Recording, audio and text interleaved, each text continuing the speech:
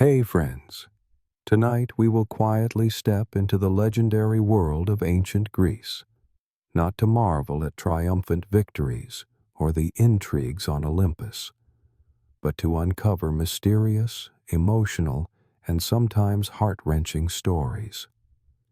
This is the journey of Arion, the young man bearing the eternal flame, Leonthe, the warrior woman who loved a god, and Melanion, the poet haunted by the final song.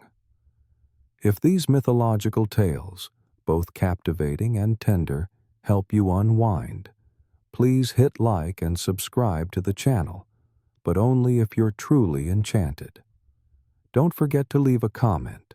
Let me know where you're watching from and what time it is right now. I'm curious to see how far these stories travel before you drift off to sleep.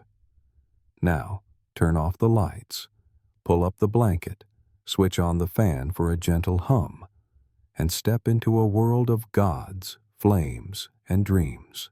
In the forge of Myene, where coal smoke shimmered, where iron was shaped by sweat, fire, and whispered words no one dared repeat, there stood a woman unlike any other.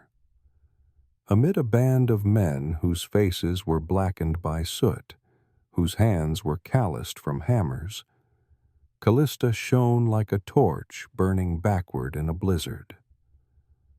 It wasn't because she was beautiful, at least not the kind of beauty that inspired poets to plant flowers or compose verses.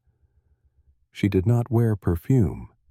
She did not don silk gowns. Instead, she wore a smoke-stained leather vest, her back perpetually damp with sweat. But when Callista raised her hammer, everything around her seemed to pause. The hammer in her hand was more than a tool. It knew how to sing. The clash of metal upon the anvil rang out like a call from ancient ancestors, forcing even the forge's flames to recede in reverence. Callista was a mortal blacksmith, yet her hands bore marks of something beyond this world. The swords she forged once split spears in midair. Her breastplate was rumored to have embraced the torso of the war god Ares himself. No one could verify such tales, yet the people of Myene believed them fervently, and it seemed the gods were beginning to take notice. Not all of them, only one who had been long forgotten.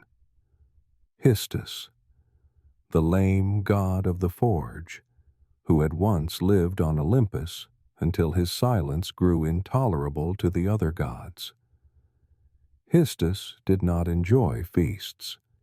He cared nothing for debates or alliances. He loved fire. He loved metal. And it was this very passion that had driven him from his throne. But when he laid eyes on Callista, the woman with the singing hammer, he did not see himself reflected in her.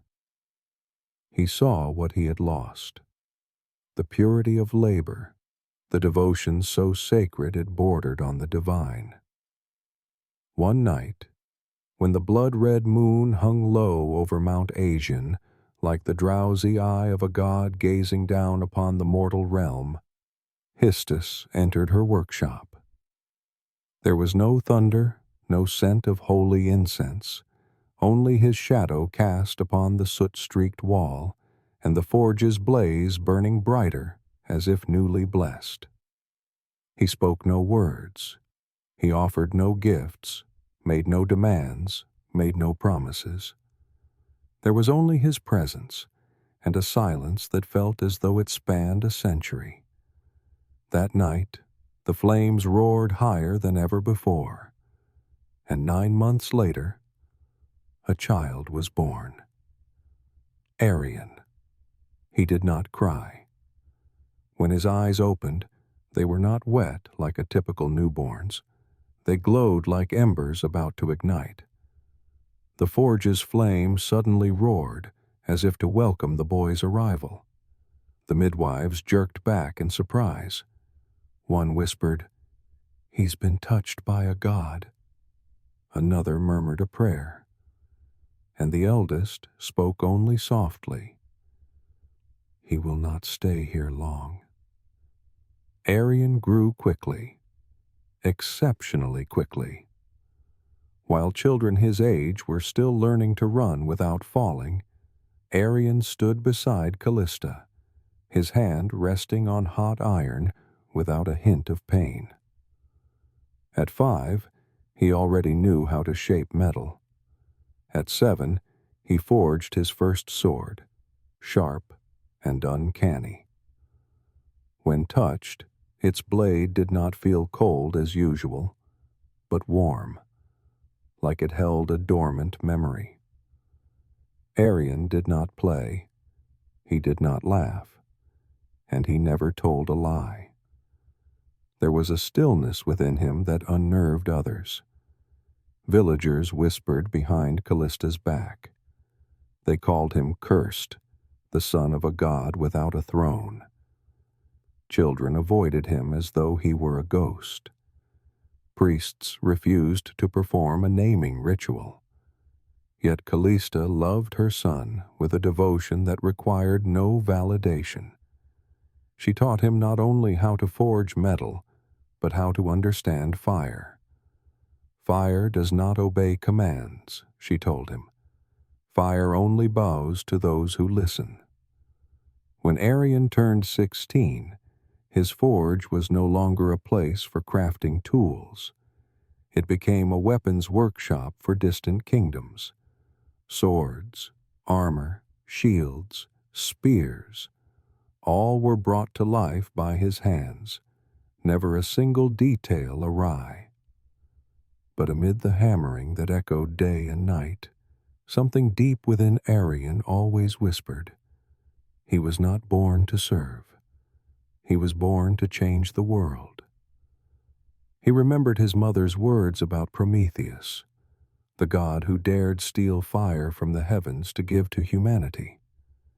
That fire was not merely for warmth, it was meant to enlighten thought, awaken art, and spark creativity. It was the boundary between man and beast. But now, that era was dying. The flames that once burned fiercely in cities had turned to ash. People had forgotten that divine gift. And the gods, they too had turned away. Arian knew that something was coming. The fire in his heart would not rest. Every night he would sharpen his blade, staring into the flames without blinking.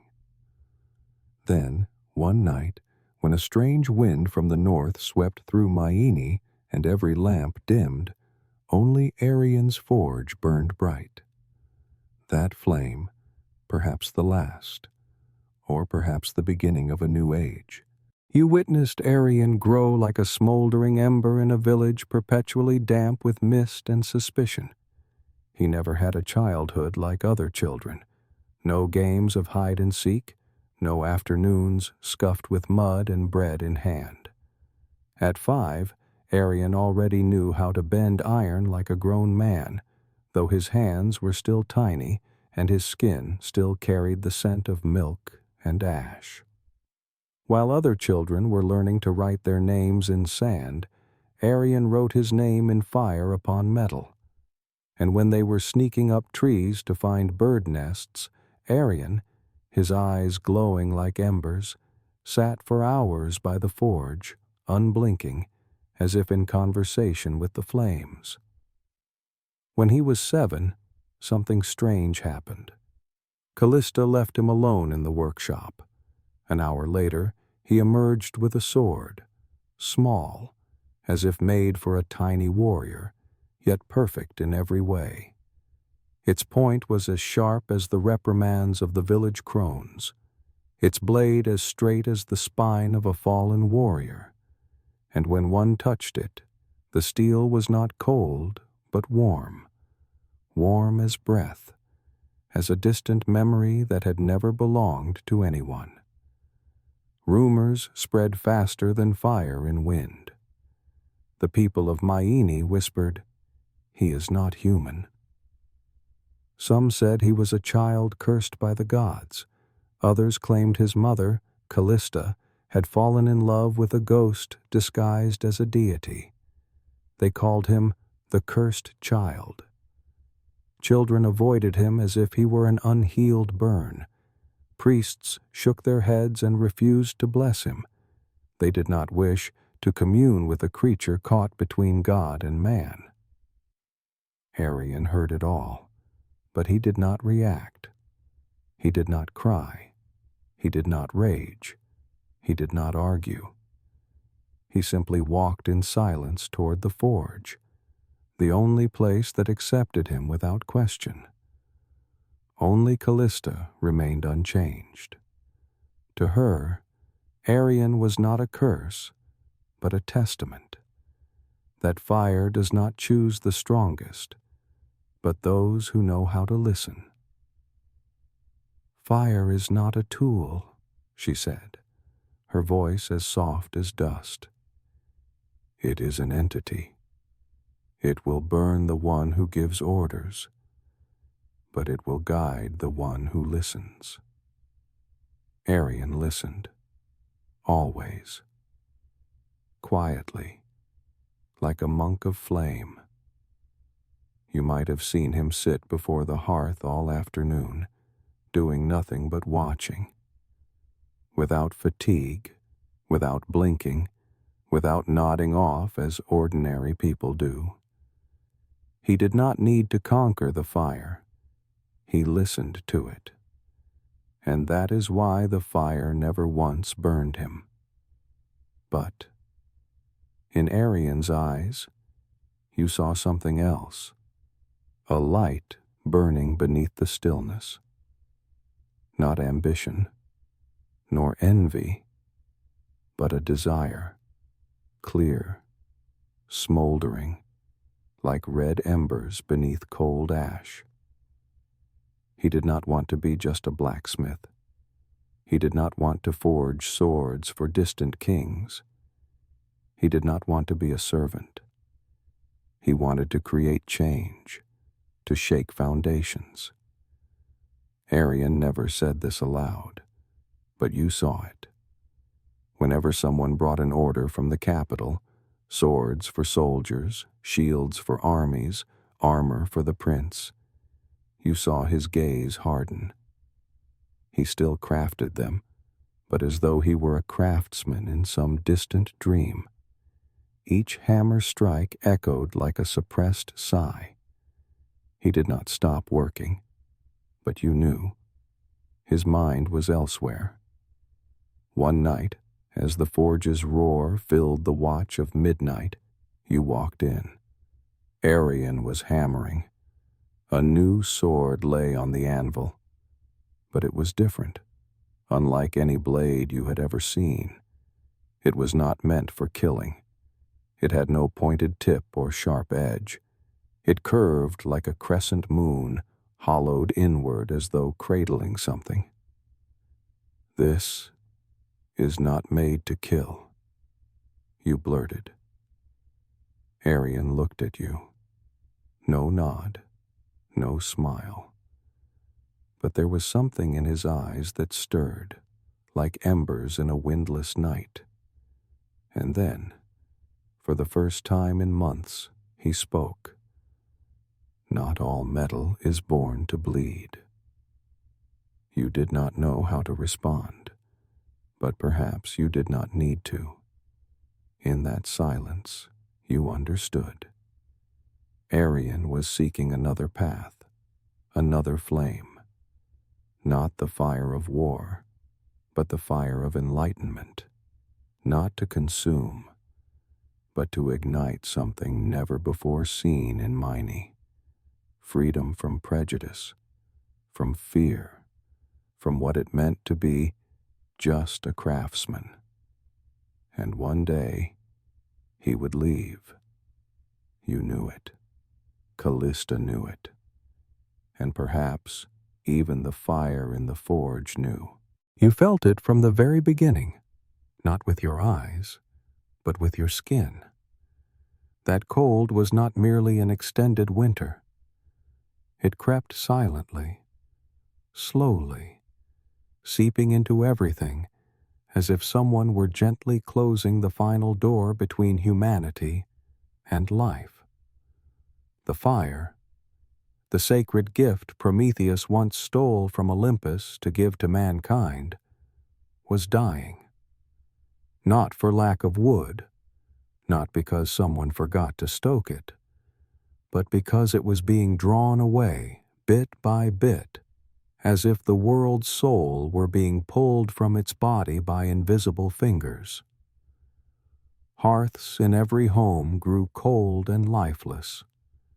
People blamed damp wood, then blamed the rain.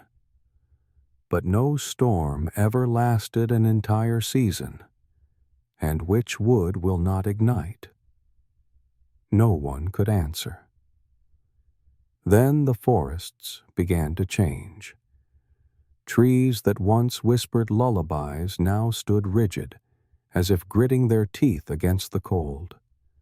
Leaves did not fall. They shriveled, blackened, then drifted down like dust. The earth grew so cold that seeds hesitated, afraid to sprout. Children began to shiver, even when wrapped in the thickest blankets, and the elders gathered around the dying embers to pray, as though waiting for something, or someone, to come and explain. No one spoke aloud, but whispers spread faster than the wind.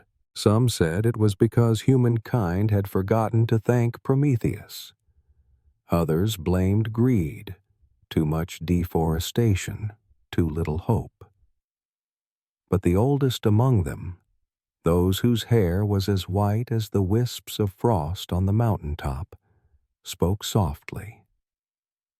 The gods have reclaimed the fire. On Olympus, where the snow never melted and time did not flow as it did below, the gods were silent. It had been ages since they intervened in earthly affairs.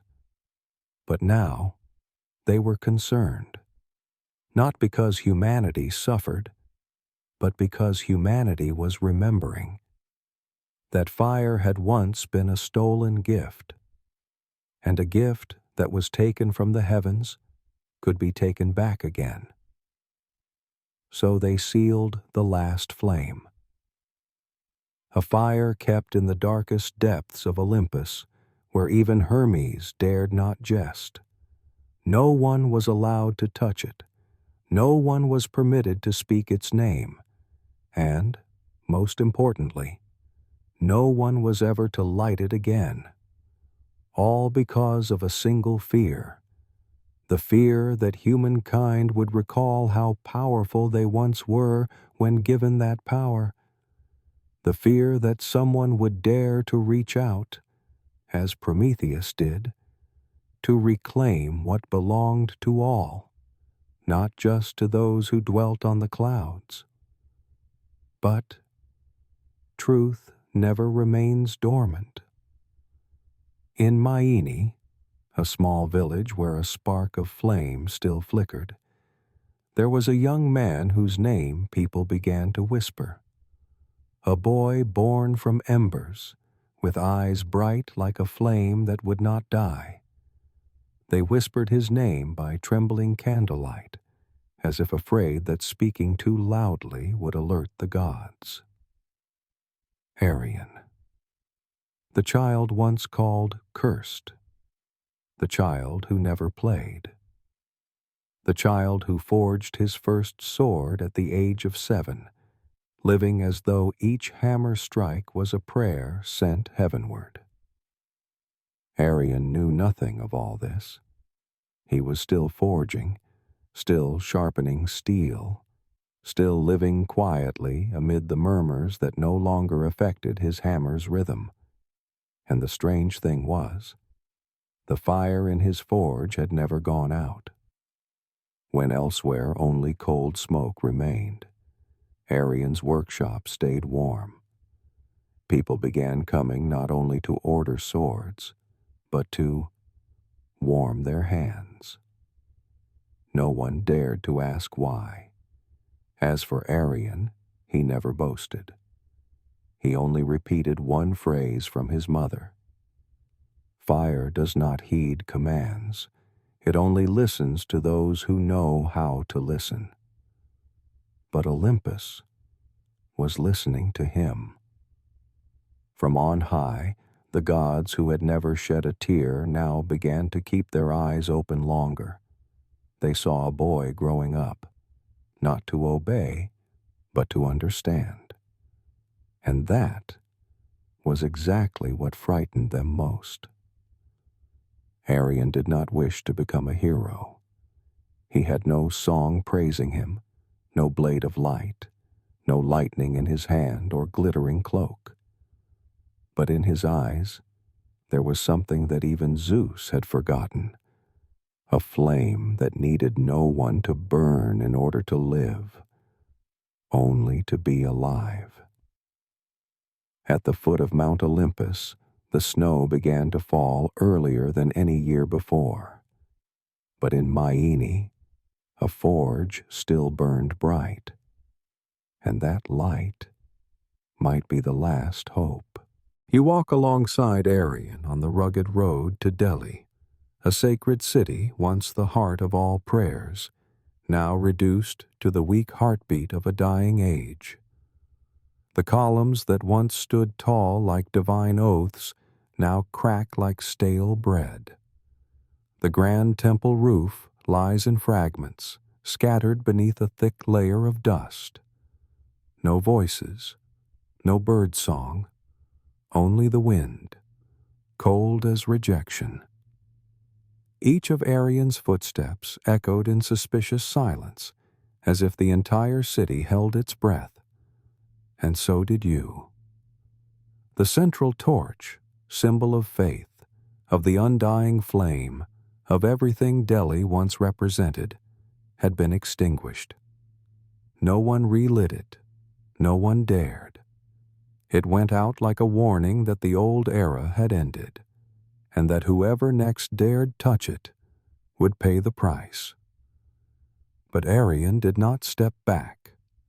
He entered the main temple, once the vibrant center of Greek myth, now desolate like a forgotten museum. In the midst of the ruined nave, beneath a dome half collapsed, sat a woman. A fragment of purple cloak draped around her like night mist clinging to cold stone. Her eyes were closed, but you knew she was not blind.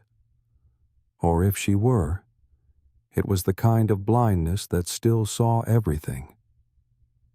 Arian did not find his voice. "You are Arian," she said, her tone not loud, but as thunder rolling beneath the earth. "You will climb Olympus, you will reclaim the flame, and you will die." You froze. That proclamation, spoken in a tavern, might have prompted someone to fling beer at you. But here, in the solemn hush of what was once a holy sanctuary, it rang out like a destiny carved in blood upon ancient stone. Arian remained silent. No reaction. No questioning why. No asking if there was another way. Only one reply, simple and resolute, like a blade drawn from fire after forging. "So let me be the one to pay the price." You turned to look at him. Your breath caught for a heartbeat.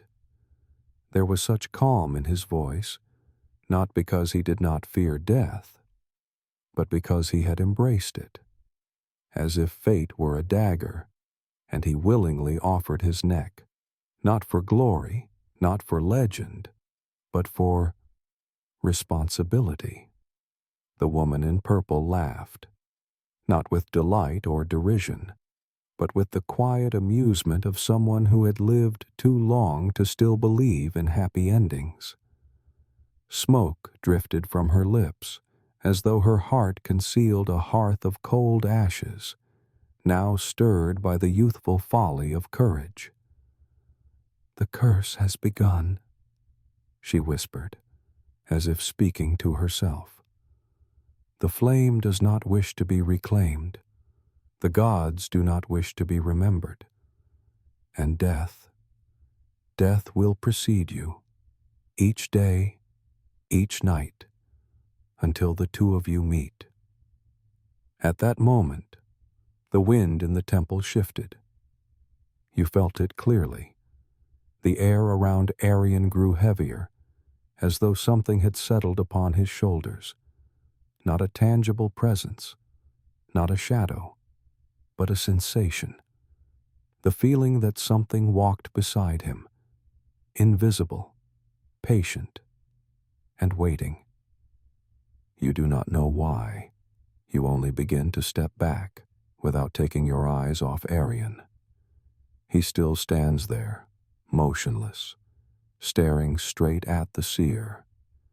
And she, the strange woman with eyes blind yet bright as a storm, merely nods. "You will ascend the mountain, child of the forge," she says, almost like a lullaby. "And Olympus will awaken." Neither of you utters another word. She remains seated there like a living rock, as if part of this temple. As for Arian, he turns away, silently, needing to hear no more. Emerging from the temple, dusk has fallen. The sunset dyes the broken bricks red, and makes the sky look like the final flame slowly fading. You walk behind Arian. No one speaks. But one thing you know for certain: there is no turning back. And in a fleeting moment, you glance back at the sanctuary for the last time. The seer is no longer there. No one. As if she had never existed. As if it were all but the whisper of destiny, spoken at the right moment, to the right person, then dissipated like smoke. Dear viewers, please grab a glass of water, relax a bit, and continue listening to the story. The twists are yet to come. Let me know in the comments where you're watching from and what time it is for you. It's always wonderful to see people joining us from around the globe. Please comment 1 if you think this story is good. That way, we can keep bringing you more great tales. You see Arian standing alone in Callista's old forge. No customers remain, no clamor of metal striking metal as on ordinary days. Only the sound of burning charcoal and the flame's reflection in his eyes. Eyes no longer those of a boy blacksmith, but of someone preparing to do what no one dares to dream. Olympus, the forbidden peak where the gods dwell, the place mortals are barred from setting foot, where the final flame remains sealed. Arian knows this, but he also knows that the world is growing cold, and that the silence cannot last forever. His first task is not to climb the mountain, but to pass beyond death, for specifically, to pass Cerberus, the three-headed hound guarding the boundary between life and death, a creature never subdued by any warrior or god, a being that neither eats nor sleeps nor heeds reason. It has but one purpose: to stand watch. But Arian does not intend to fight. He spends 3 days and nights without sleep or food, working only by the forge. Not to craft a sword, not to make armor, but to create a necklace. It sounds strange, and indeed it is strange, But you begin to understand when you see him selecting each shard of stone, picking up every sliver of dusty glass, and carefully wrapping them in the still glowing embers from his mother's forge. He utters no word. With each hammer strike, he holds his breath. With each heating, a memory surges silently. By the third day, he is no longer the boy with soot-stained hair and calloused hands. He becomes the embodiment of the only thing left bright in this world: hope. The necklace he creates is unlike anything you have ever seen. It does not sparkle, nor does it exude strength, nor does it glow. Yet when Arian touches it, you feel its warmth. Not the warmth of iron fresh from the forge, but the warmth of a mother's hand once laid upon your chest when you were a child. On the pendant, he carves 3 names, not names of people, but 3 words, 3 concepts, 3 memories: memory, loyalty, suffering. They are the 3 heads of Cerberus. Arian whispers when you ask. They do not need to be destroyed. They only need to be remembered. You remain silent. That answer does not come from a blacksmith, but from someone who has heard the heart of a beast. He carries no armor, no sword, no shield, only the necklace and a lullaby. Yes, a lullaby. The song Callista once sang on nights when the forge's fire died early, when Arian was small and dreamt of flames consuming everything. A song light as drifting ash, sorrowful as the sunset over a frozen mountain. You once thought it a sweet memory, until you heard Arian raise his voice at the brink leading down into the underworld. Cerberus stood there, 3 heads, 3 eyes the size of shields, jaws like stone axes, roaring, shaking the ground like war drums. But Arian did not retreat. He knelt, placed the necklace before him, and began to sing. Not loudly, not dramatically, just the familiar lullaby, each line flowing from his parched throat like the final whisper before a long sleep. With every verse, a step of Cerberus slowed. With every lingering note, one of its heads tilted to the side, as though trying to recall something long forgotten. First came memory. He sighed. Then loyalty. It bowed its head. And finally came suffering. It groaned. You stood there, frozen. Because for the first time, you saw Cerberus weep, not with tears, but with silence, a silence so strange that you could hear your own heart beating. Arian did not stop singing, and when he placed the necklace around the beast's neck, all 3 heads lowered, seemingly to listen more intently. No one commanded, no one triumphed. There was only an accord between life and death, between monster and man. Cerberus lay down. Arian passed by. You followed behind, still unsettled, not from fear, but because you had just witnessed something no one ever believed. Death did not need to be defeated. It simply needed to be understood. You looked at Arian. He did not turn back, but you knew. The fire within him still burned. Quietly, steadfastly. And for the first time you wondered, is the fire within him enough to conquer death? You have no answer, but you know he will go on, and the song remains. You follow Arian into the dark cavern leading down to the underworld. Each step echoes, and each breath seems to vanish into the misty void with no reply. The air here is strange, not merely cold, but deep. A cold that seeps straight into your bones, and you're not sure whether it's wind or the gentle touch of a lost soul. On either side of the moist rock walls lie pale bones, white as shattered pearls, scattered about. They glow faintly, not with sunlight, but with something that has forgotten how to die completely. You think some of those bones move, or perhaps your imagination teases you as you step into a place where no living being should be allowed to venture. Arian says nothing. His posture remains composed, yet something within him is taut. He does not tremble, but each muscle seems to hold tightly to a promise that no one hears.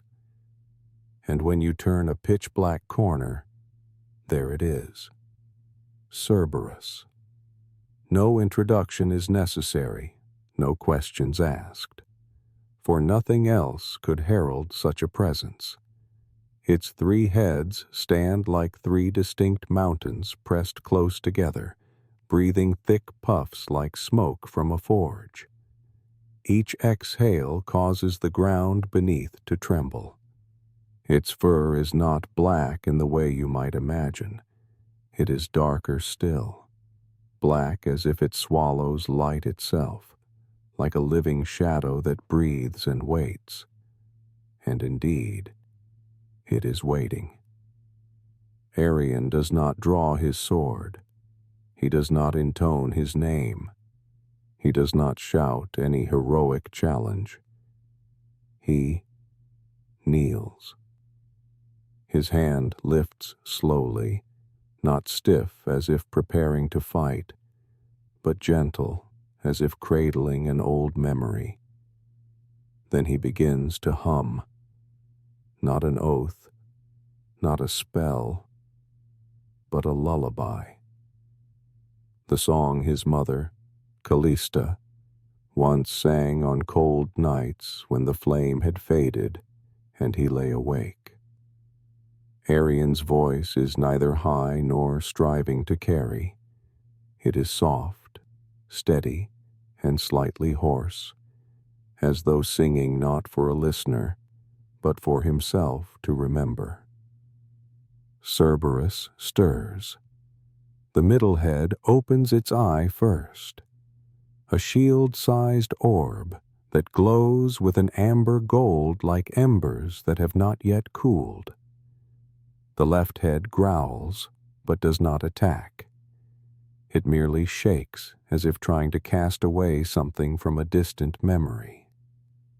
The right head remains closed-eyed, but its fur bristles like a silent blade.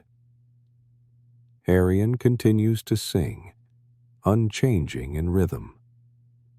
He draws forth the necklace, the one you saw him forge for 3 days and nights. A necklace made of glass shards, of his mother's charcoal ashes, and of something no hammer could forge: sincerity.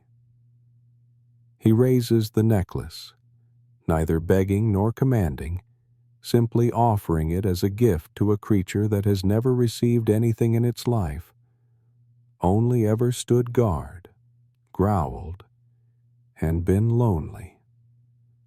A moment of silence so profound it chokes the breath. Then, the left head bows. The middle head narrows its eyes, as if reading the inscription carved on the necklace. Memory, loyalty, suffering. The right head opened its eye, and instead of attacking, it sighed. You felt something shift in the air, not a scent, not a change in temperature, but an invisible movement, like a gate being opened, like a boundary erased.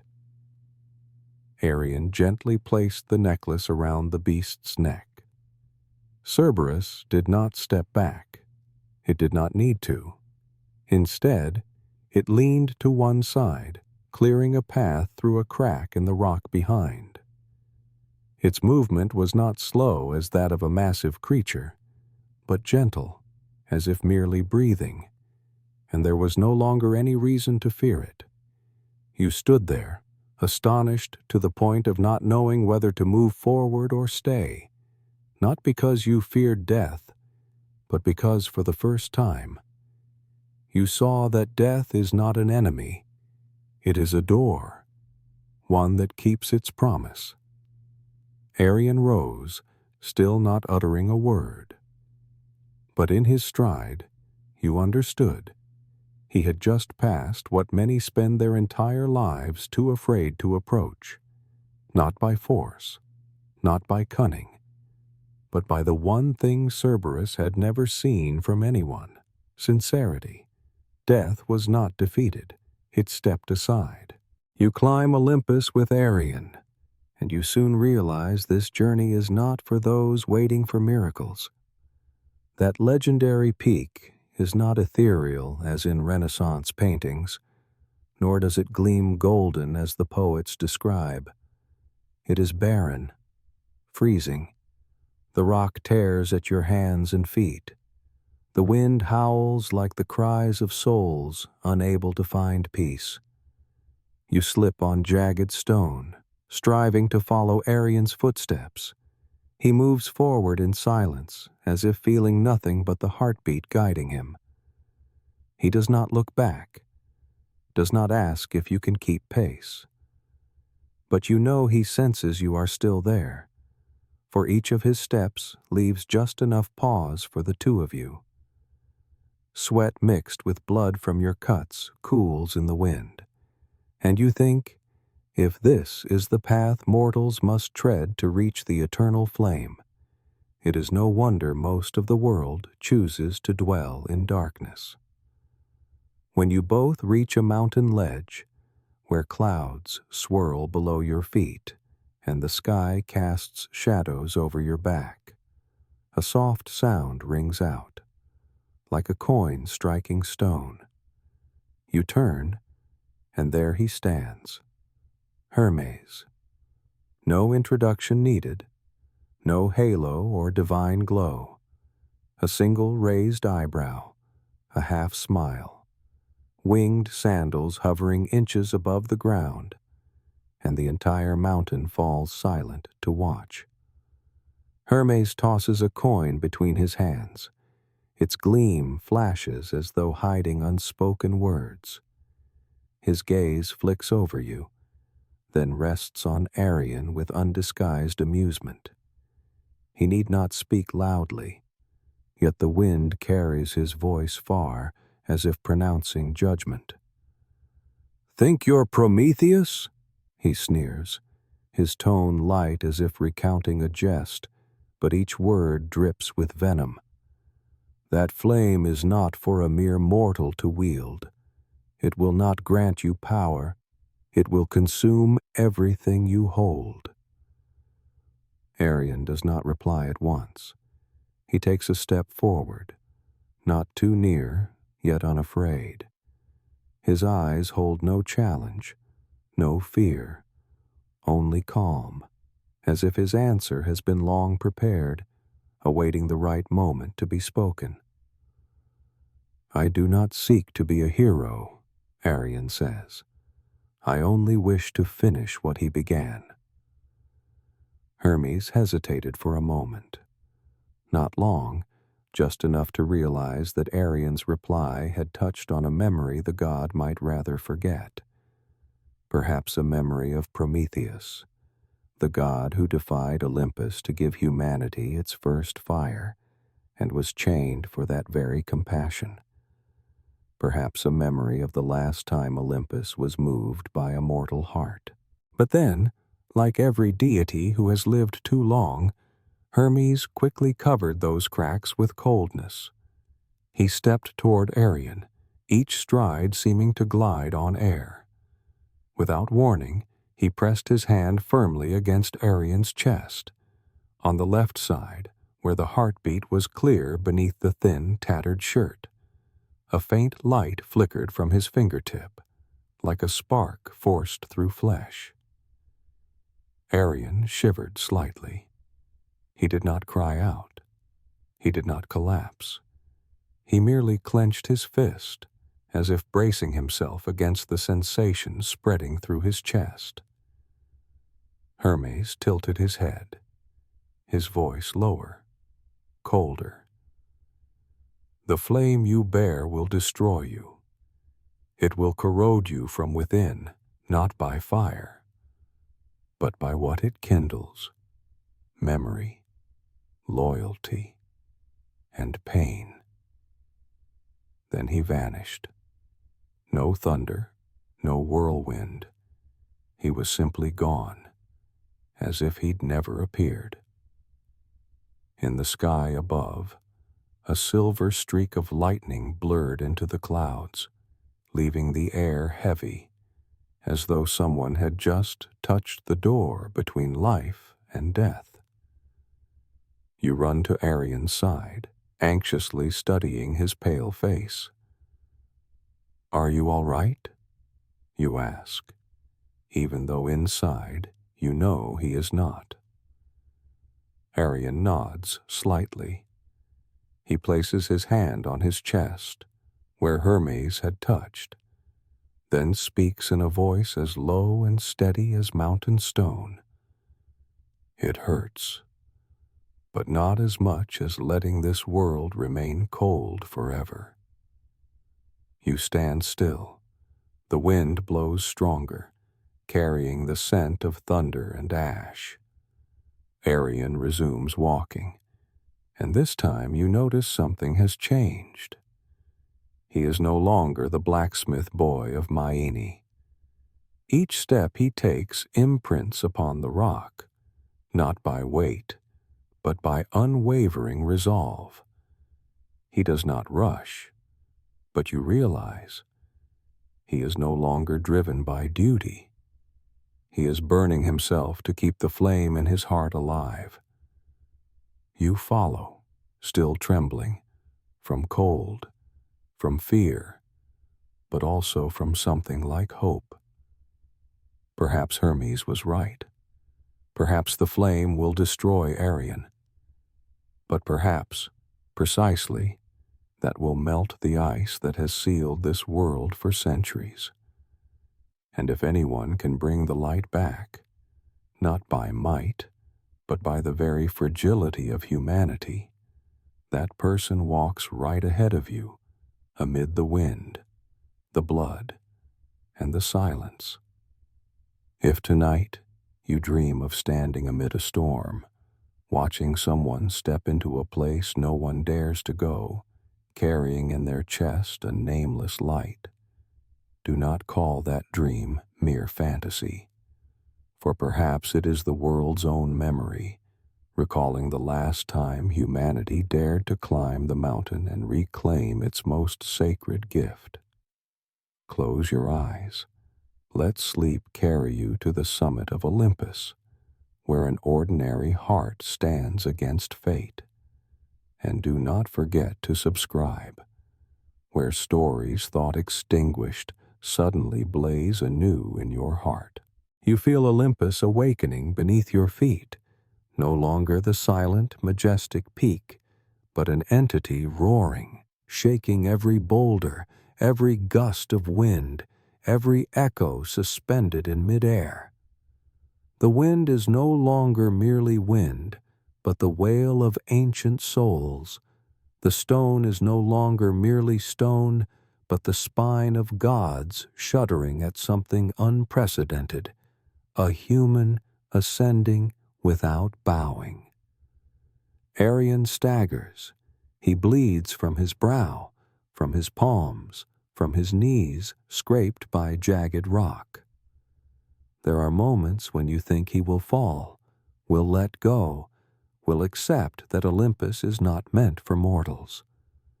But he does not fall.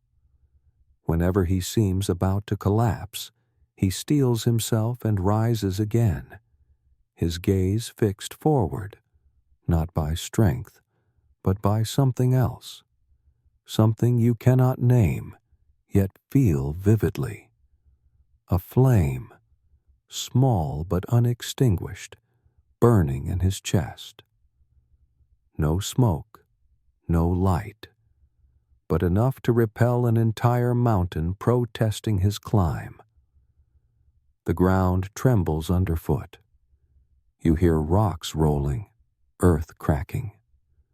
Fissures appear on the path as if Olympus itself seeks to swallow the one who dares tread too far. Yet Arion does not stop. He does not glance into the abyss, does not heed any whispers carried by the wind. He simply proceeds, each step, each labored breath, forged by his mother's forge. Then, amid mist and ash, you see the remnants revealed, what remains of a bygone glory now only recalled in ancient texts. A statue of Athena, time having hollowed out its eyes, stands silent as a witness to something long forgotten.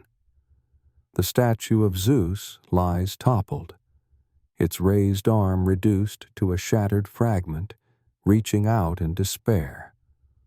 No one comes to dust them.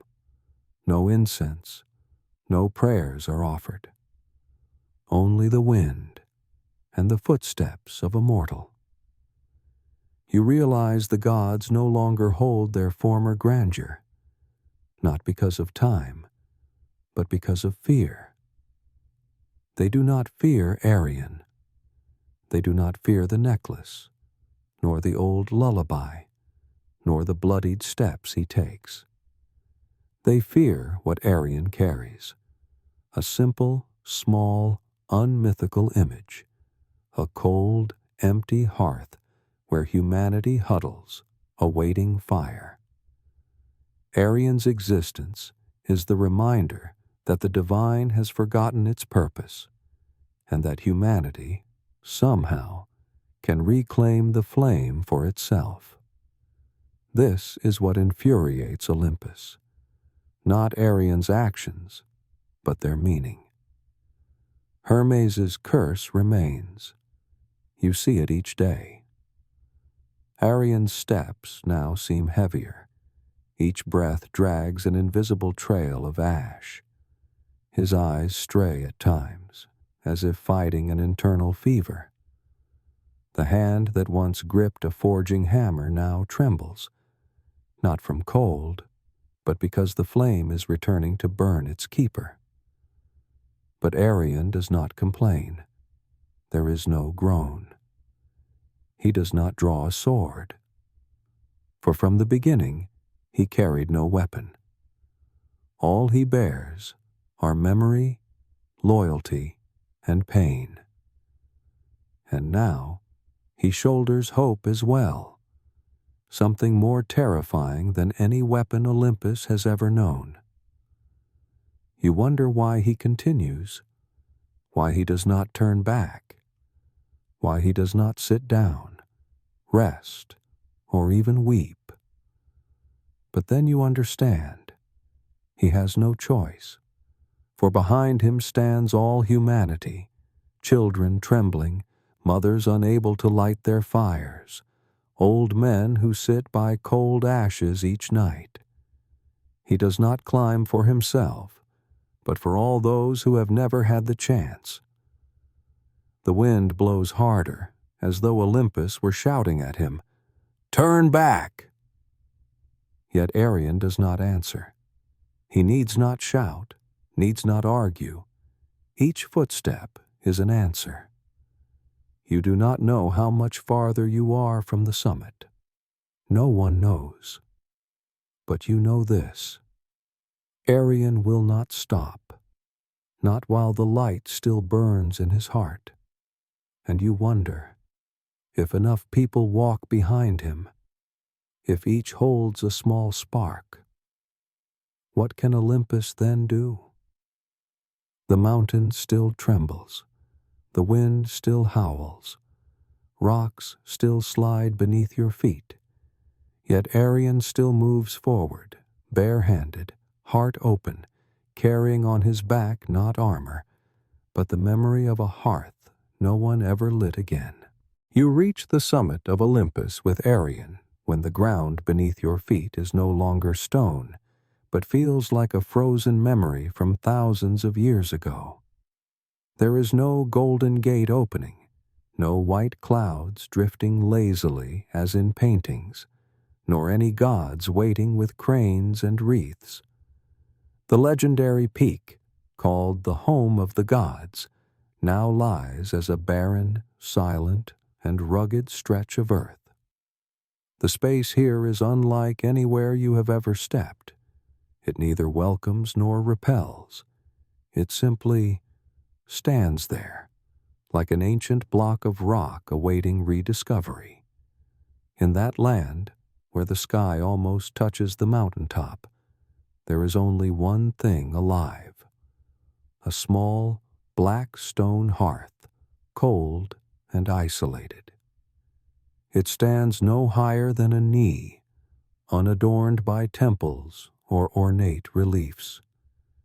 Yet from it, a pure white flame burns, not surging, not roaring, but burning quietly, as if breathing. The light from this flame does not illuminate the surroundings. It does not spread like the fires you have known.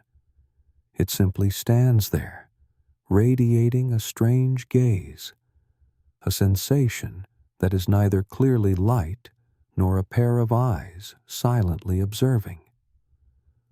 Arian says nothing. He does not kneel or bow. He only stands there, facing the flame, his eyes reflecting the silence of someone who has journeyed far only to encounter something familiar once more. The flame, in some mysterious way, seems to recognize him.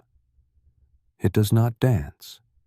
It does not hiss, but it does tilt slightly forward, as though waiting, not as a ritual, not as a challenge, but as an invitation, simple, yet profound.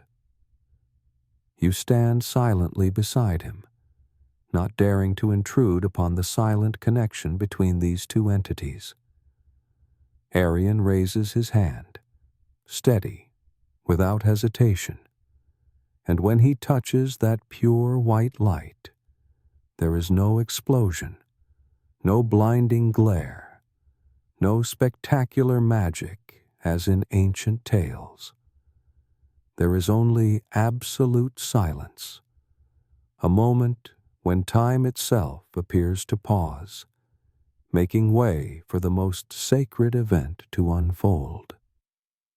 The moment his finger touched the hearth, light spread softly up his wrist, then gradually flowed along his arm like living water. But there was no flame burning his flesh.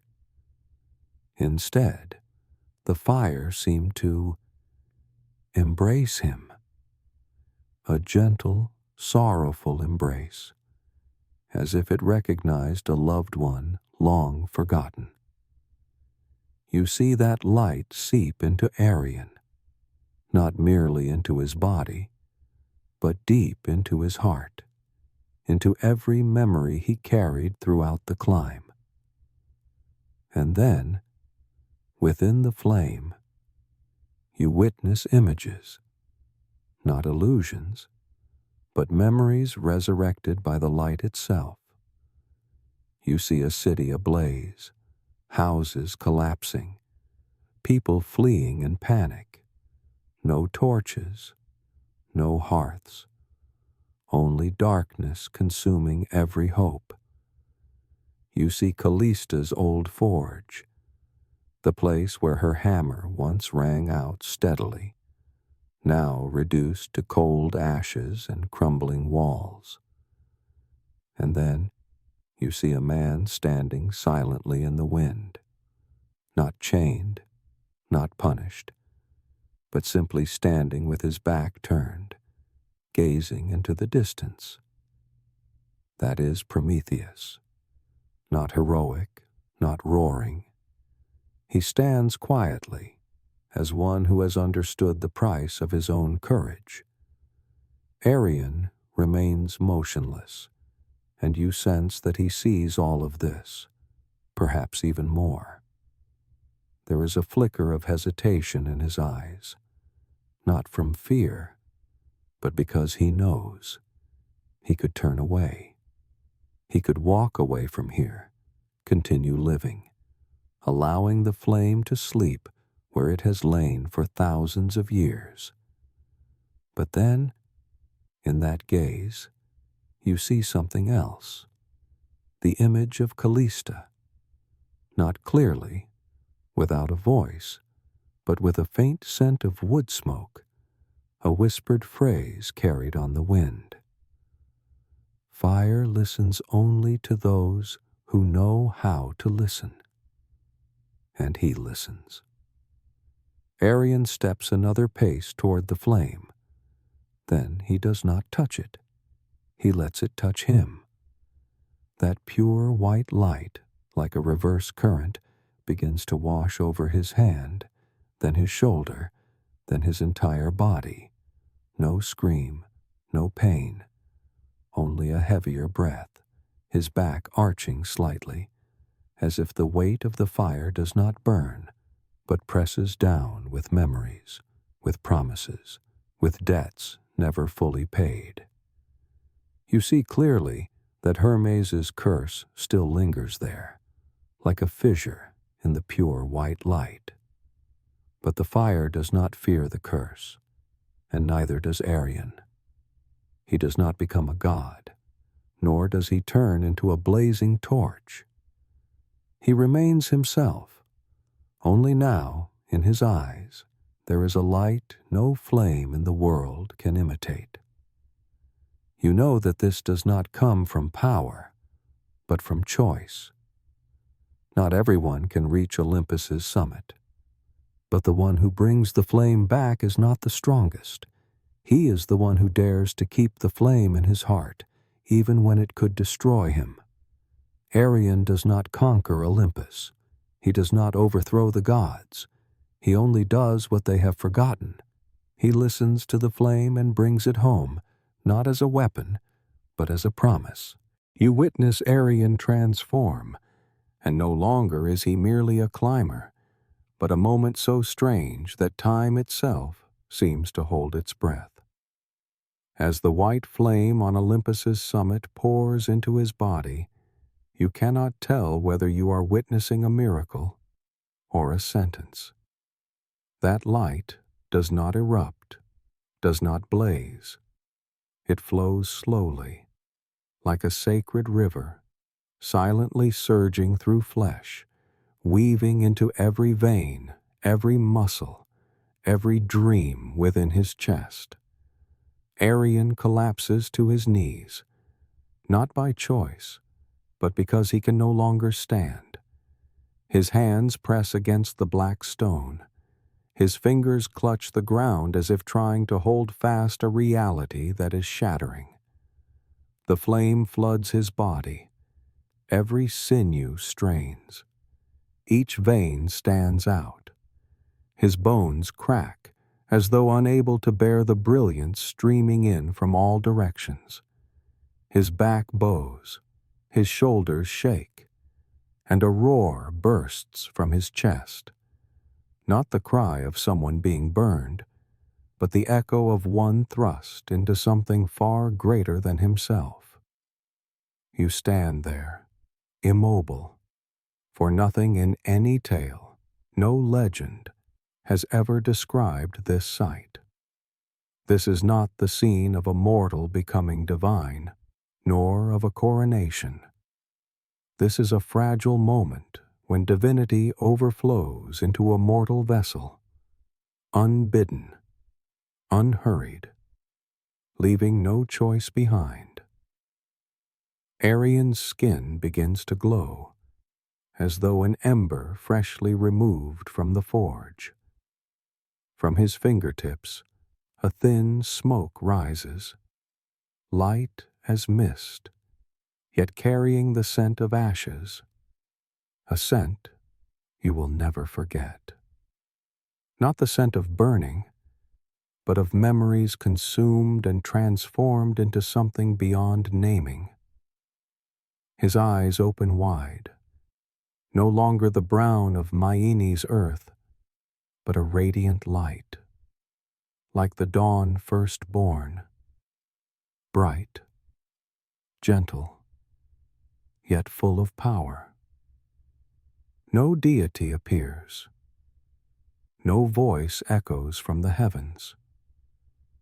Only Arian remains, roaring at the light that fills him, both resisting and accepting. Then you glance at the small black stone hearth. It is cold. No more pure white flame flickers there. No warmth remains. The hearth, once keeper of the god's final fire, now lies as a silent, cold block of stone, as though Olympus itself has exhaled in relief after surrendering its last sacred spark. The flame is no longer there.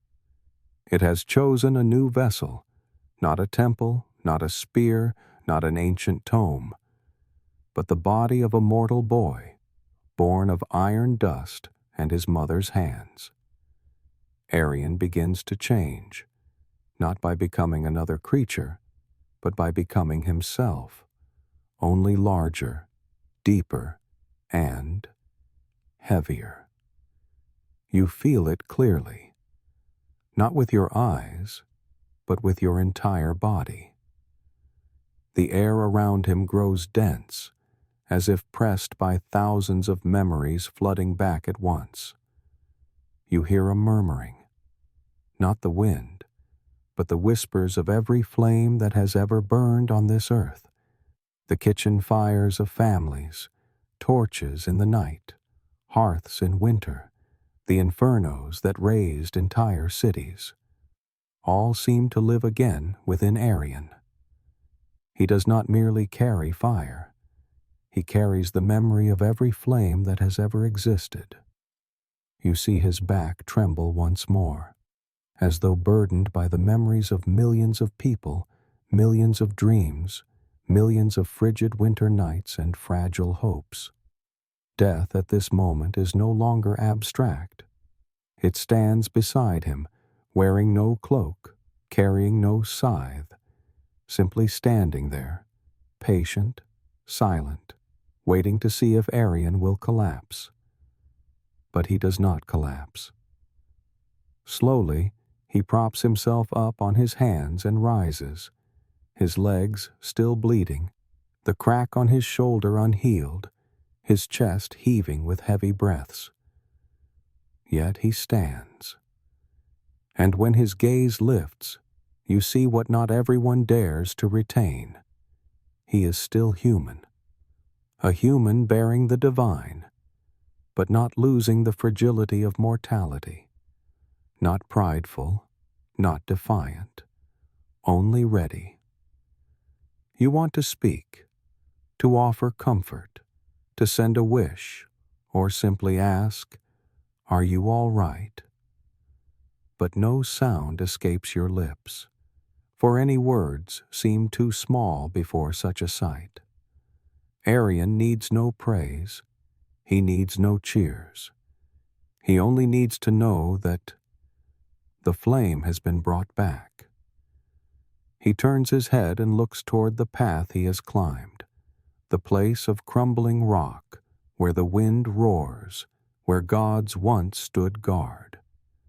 No words are spoken, yet you understand clearly. He will descend, not to become a king, but to do the simplest thing, rekindle warmth in a world growing colder each night. The cost of the flame is agony. It is loneliness. It is death forever looming over one's shoulder. But Arian does not carry it as a sentence. He carries it as a gift. And you understand. From this moment on, every fire kindled at night will carry a fragment of light from his eyes. That light which once blazed atop Olympus, now living in the hearts of humankind. You follow Arian down the mountain. At that moment, you do not fully know what you are stepping into. You only sense that the space around you has changed. Olympus, which once roared, shook, and hurled boulders in defiance of mortal footsteps, has grown strangely silent. The rocks beneath your feet seem to clear a path, stone by stone, aligning into a passage no longer sharp as a blade, but smooth as if polished by invisible fingers. The wind, which once drove back entire mythical armies, now blows softly, like a lullaby, brushing against sleeves, no longer cold, but almost gentle, as if Olympus has finally bowed its head. Arian walks slowly, step by step, as though each footfall is weighed carefully between life and death. He says nothing. Since leaving the small black hearth, he has remained silent. But you know that this silence is not from exhaustion. It is the silence of someone listening to what the world has forgotten. The voice of the flame. That flame now resides within him, not burning upon his skin, but burning from within. Each muscle, each vein, each breath carrying light. With every step he places, the ice on the ground cracks and melts, not into water, but into warmth. Something humanity has not felt through so many long, lonely winters. Each time he exhales, the air around him warms by a few degrees, not enough to burn, but enough to coax birds back from flight, to halt the falling snow, and to make the wind pause for a moment to listen. You walk behind him, not daring to speak, not out of fear, but because any words now would be unnecessary. You see his shoulders, trembling lightly each time he stops. Beneath his tattered old coat, the brilliant light shines through, impossible to conceal. Thin wisps of smoke rise from his shoulders, from his wrists, from even the heels of his feet, not because he is aflame, but because he is melting away to keep that fire alive. You do not ask if he is okay, for both of you know he is not. Yet the strange thing is, he seems not to mind. When you both arrive at the first village below the mountain, a small place, nestled amid forest, its roofs glazed with snow, its hearths long cold, you see the first thing. The village hearths are frozen stiff. No one tends a fire anymore. The villagers huddle in their homes, wrapped in thin blankets that cannot keep out the cold that has seeped into their bones for years. Doors are unlocked, yet no one opens them.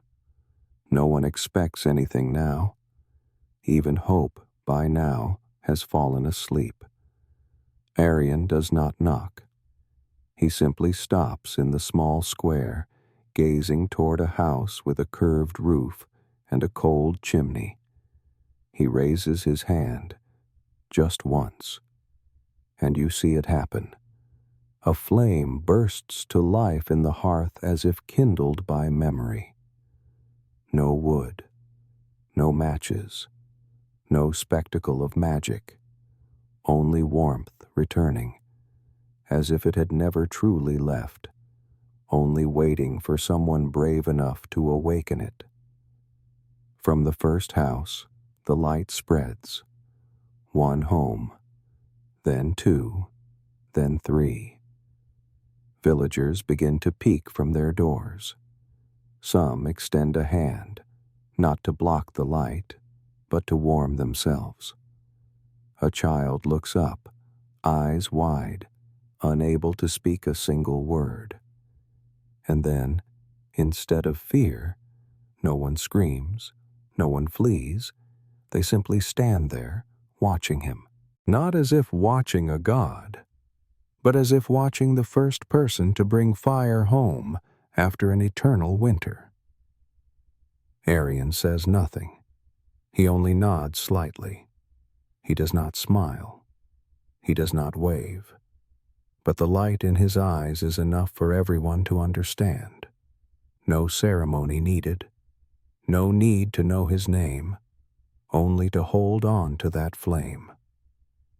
When the two of you leave the village, you turn back. The chimneys rise smoke again. Not because they have lit fires, but because that flame spreads from heart to heart, like something unstoppable. From this small village, it will reach the next, then the city, then places even farther. No need to carry wood, no need for oil, only for people to be ready to hold on to the warmth that was once forgotten. You know Arian feels it, but you also know something even clearer. He is dying. Not the kind of death where a warrior falls on the battlefield, nor the silent death in the night, but a death that blazes forth, when a person gradually vanishes so something greater can live. His skin has changed color, not rosy anymore, but glimmering like glowing embers. His eyes shine like the sunrise reborn.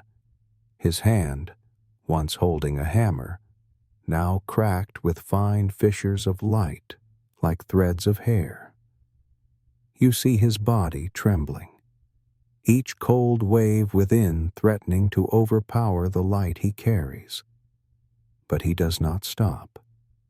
He continues walking, not to conquer, not to rebel, but to keep the flame from dying out.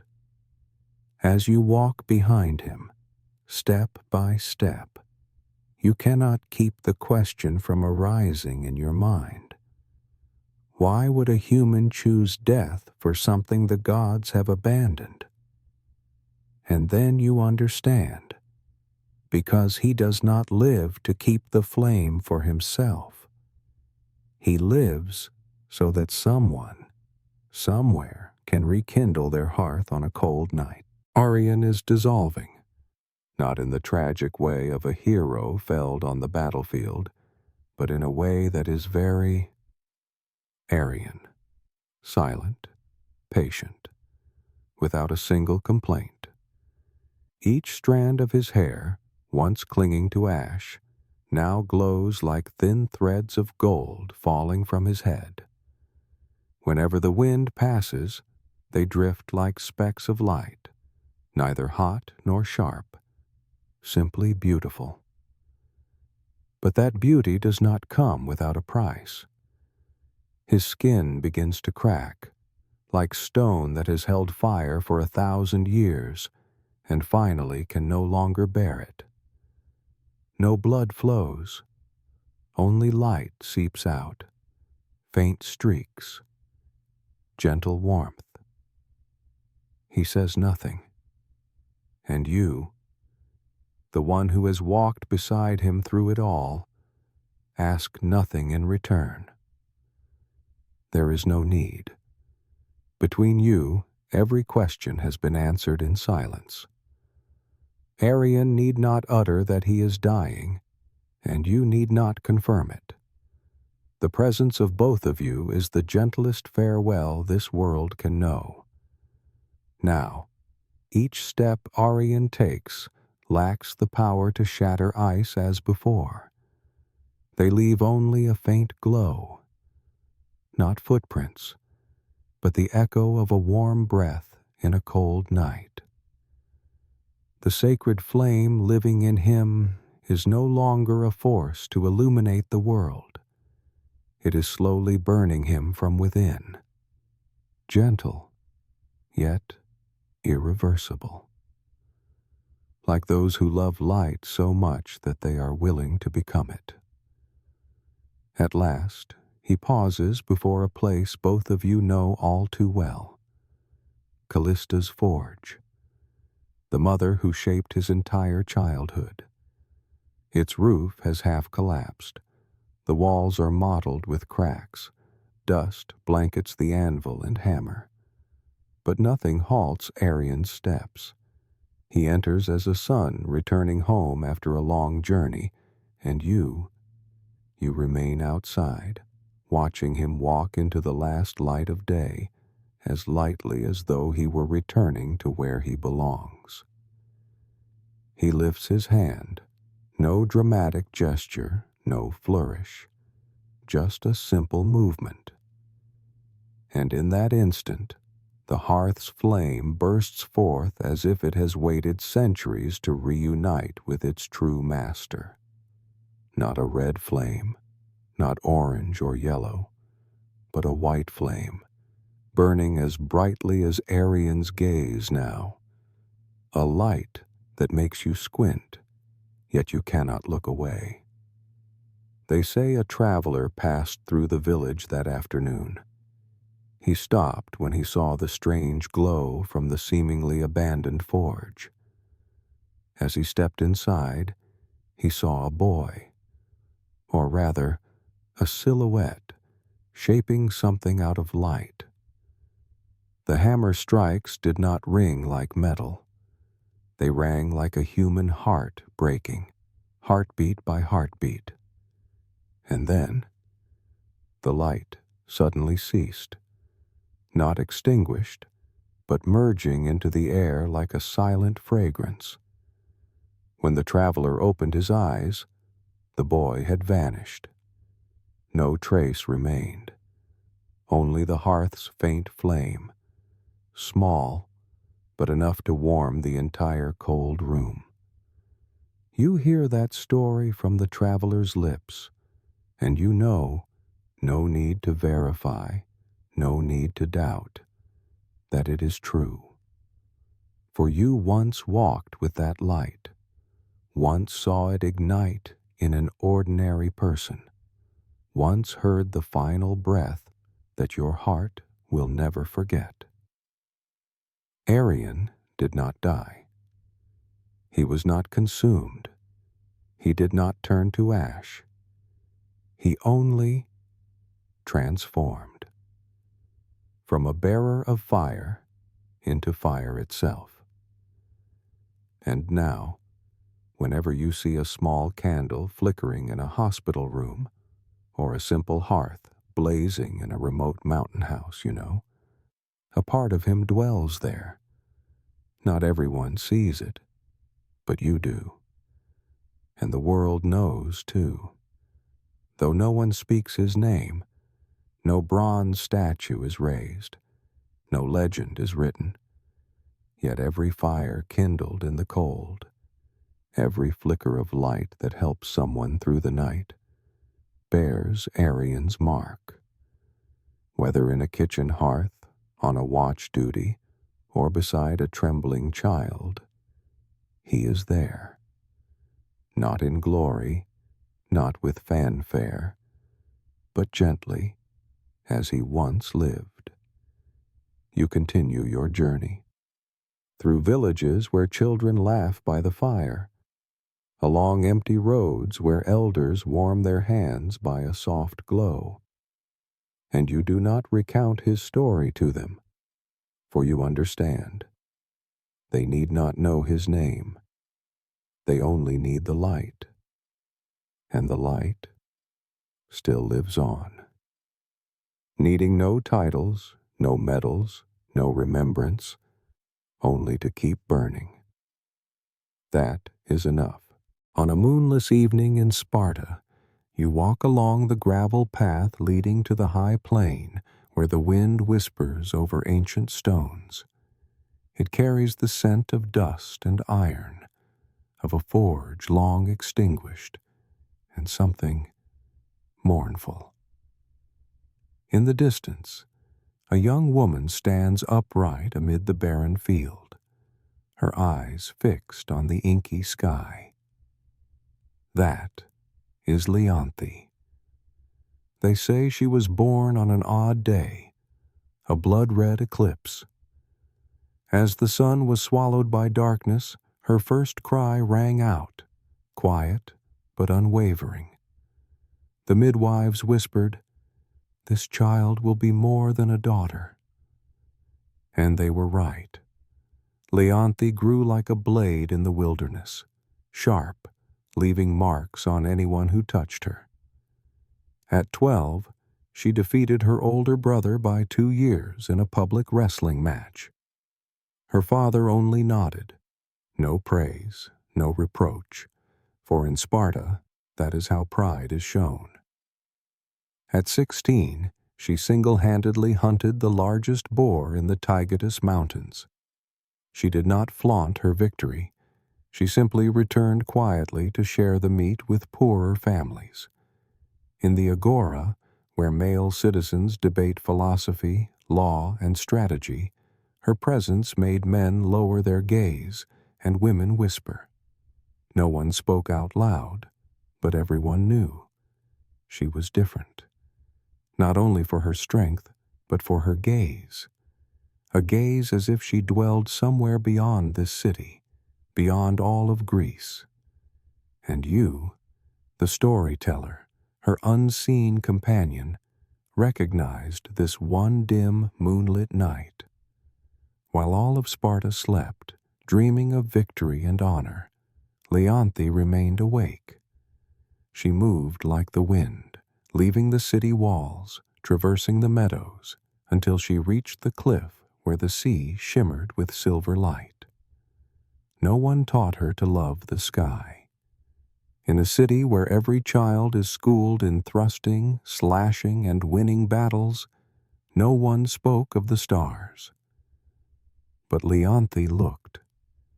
She sat there, arms crossed over her chest, legs swinging over the cliff's edge. The cold wind blew through her bound hair, yet she did not shiver. You step closer, though you know she cannot see you, and you hear a sigh, soft as falling leaves, not of a warrior, but of a young woman seeking something without a name. Perhaps it was peace. Perhaps it was a miracle. Perhaps simply a question. Beyond glory and blood, what else is worthy? The next day, she was once again Leonthe, known to all of Sparta, shield in hand, feet stirring sand like a wolf. But when night fell, she returned to the cliff, and this time she carried a small stone.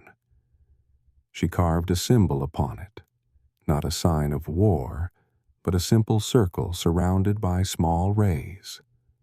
The sun, a symbol of light. People began to notice, but no one dared speak. In battle, she still had no equal. Yet after the fight, instead of recounting her triumphs, she quietly vanished into the woodlands. Some said she was praying. Others claimed she was learning magic. But you know the truth. She was learning to listen to herself. One day, Leonthe did not return to Sparta after her patrol. The generals dispatched soldiers to search. They found no body, no trace. Only at her familiar cliff did they discover a spiral of small stones laid out, an emblem of continuation, of a journey that never truly ends. And then stories began to emerge. In a fishing village far to the south, they spoke of a female warrior called the Stargazer, who helped them fend off pirates and then vanished into the night. In the markets of Athens, a boy claimed that a stranger taught him how to observe the sky to predict the seasons. No one could be certain it was Leonthe, but everyone hoped. And on nights when the wind lay still and the Greek sky shone clear as crystal, some swore they saw a silhouette standing on that cliff, gazing up at the stars. No weapons, no armor, just a woman and the vast heavens. Perhaps she relinquished the title of warrior. Perhaps she only wanted to know if one could live without fighting. Whatever the reason, Leonthe left her mark not only with sword and spear, but with something rare in Sparta, a dream. She wrote no history, she left behind no monument. But you, the witness, remember each silent step, each glance toward the stars. And like Prometheus's flame, what she left behind does not reside in stone inscriptions, but in the hearts that dare to ask, what lies beyond honor and victory? You follow Leonthe into the forest as the full moon, like a silver shield, hangs suspended in the night sky. The wind whispers through the canopy, occasionally stirring dry branches, creating sounds like the murmurs of ancient goddesses. Leonthe carries no iron armor or bronze sword, only a simple cloak, her hair loose and long, her steps resolute. In the stillness of the woods, each movement of hers feels like a sacred age-old ritual from the time when female warriors sang songs to the moon. No one in Sparta knows she has come here, and you, the only one who follows, dare not call out her name. There is something in Leonthe's eyes, a profound sadness, a silent waiting, that keeps you silent, as though any small sound might shatter this moment.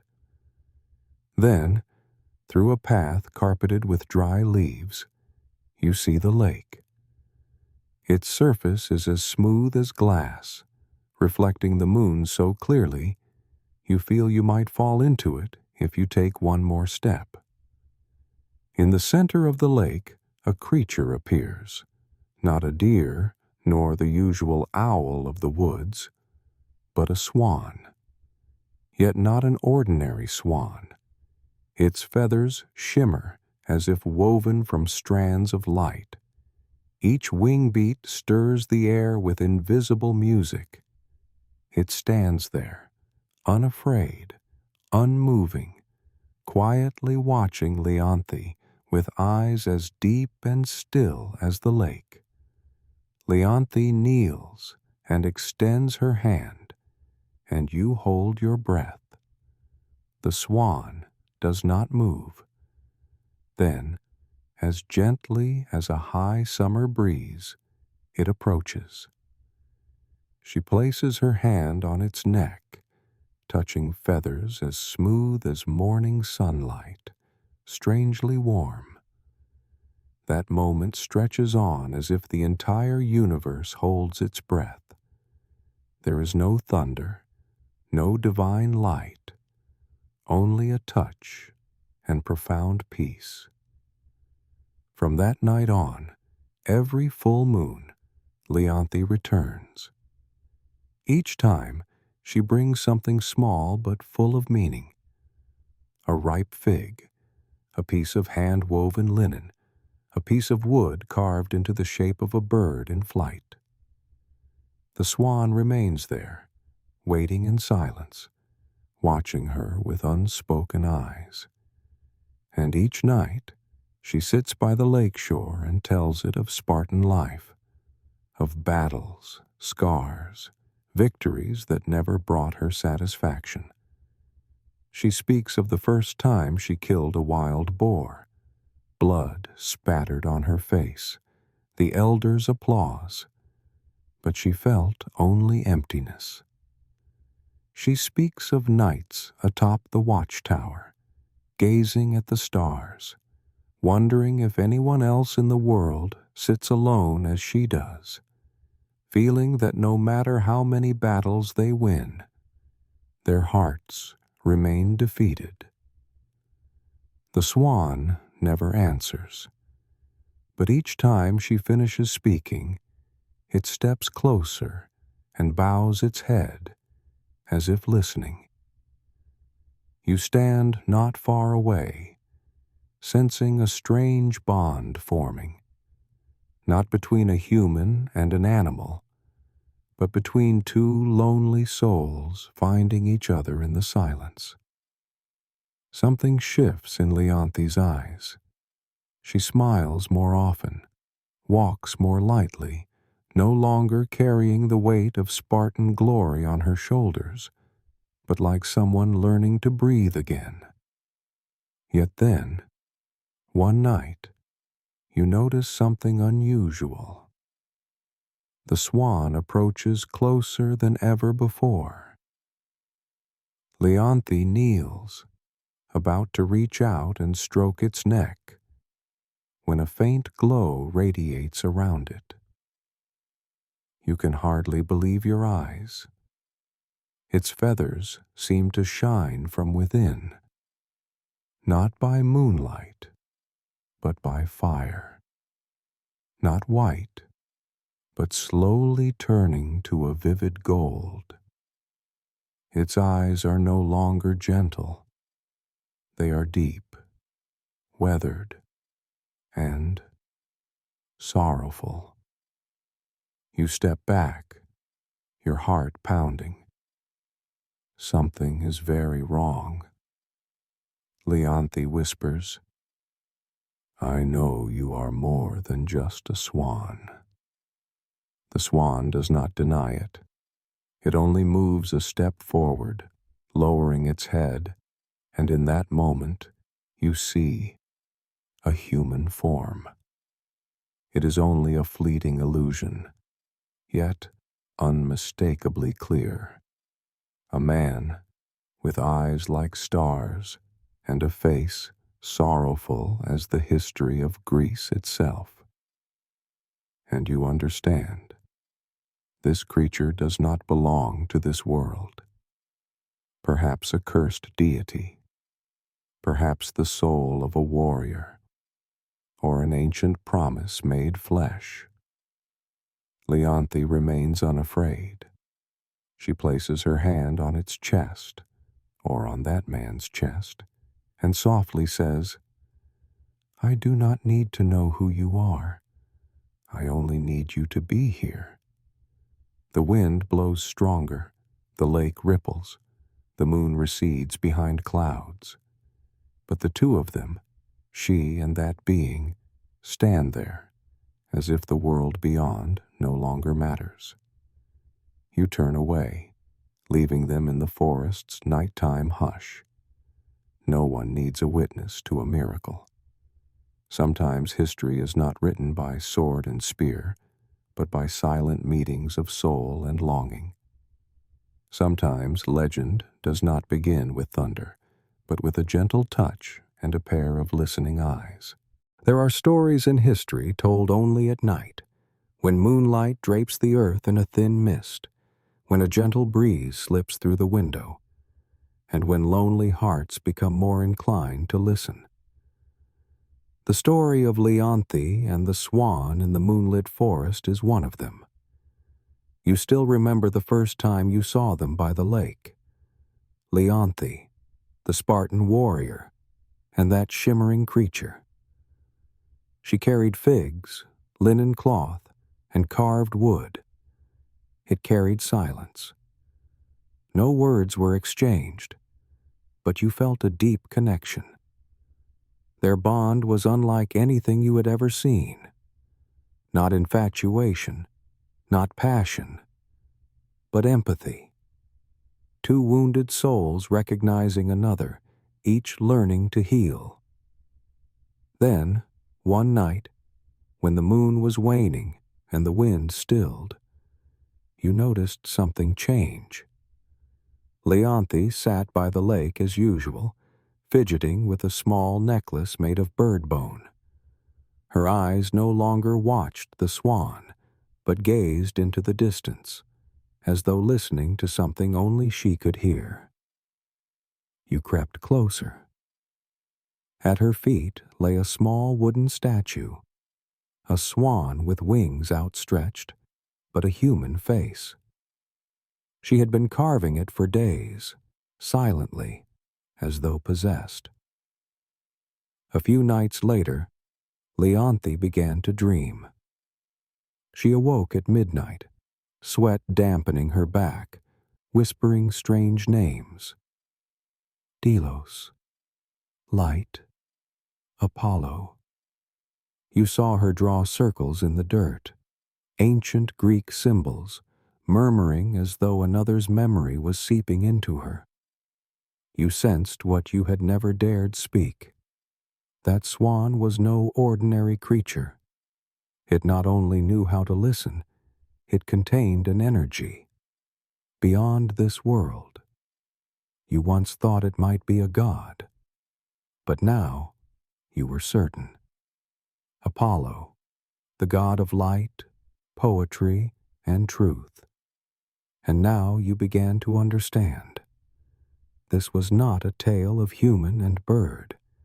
This was the tragedy of a god cast from his throne. Once seated atop Olympus, now swathed in white feathers and silent, cursed.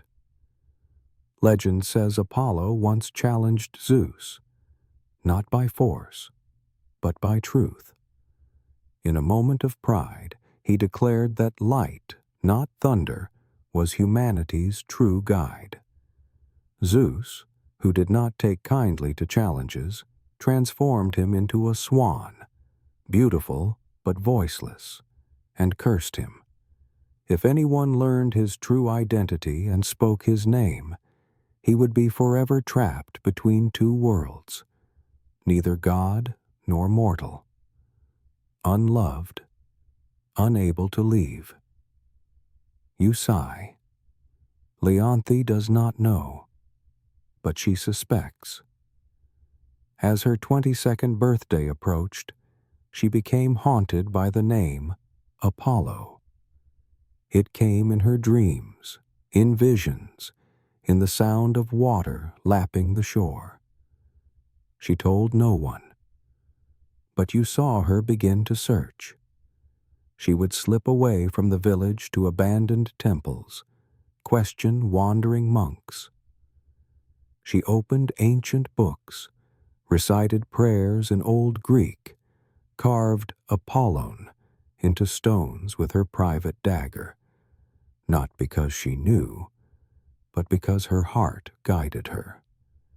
You followed her to an ancient altar deep in the forest, where only a few collapsed stones and overgrown grass remained. Beneath the still moon, she placed the swan statue there, carving Apollon with her bare hands, blood seeping from every stroke. Then she knelt, closed her eyes. You want to scream, to stop her, but it's too late. From the lake emerges the swan, softly, as every night, but this time it does not approach. It stands at the water's edge, its eyes changed. No longer the gentle gaze she knew, no longer the comforting silence. Instead, a profound sorrow, as deep as the bottomless sea. Leonthe opens her eyes. She sees it, and as though her heart guides her, she whispers, Apollo. In that moment, the entire forest seems to hold its breath. The wind ceases, the lake's surface freezes, the sky darkens. You see a glow radiating from the swan, not the light of flame, but the light of a soul. A brilliant aura envelops it, then shifts. In the silver mist, the form of a man appears, hair gold as sunlight, eyes like the Milky Way, and hands that once brought music to the mortal realm. Leonthe looks at him, unafraid, Unsurprised, only a single tear slips silently down her cheek. "You are a god," she says, her voice trembling. Apollo nods. "And you have spoken my name. You understand what that means. The curse is complete. There is no turning back." Apollo steps closer to her. The light around him dims. "I was once the light of humanity. But for you, I only wish to be one who listens." Leonthe says nothing. She only raises her hand and touches his face, as she once touched the swan's neck. The same sensation, warm, sorrowful, and fleeting. Then you see that light begin to fade. Not brilliant, not grand, merely a waning gleam, dissolving into the air like morning mist meeting dawn. Apollo smiles one last time. "I will remain here, in memory, in the glow of a candle, and in nights with the moon." And then he vanishes.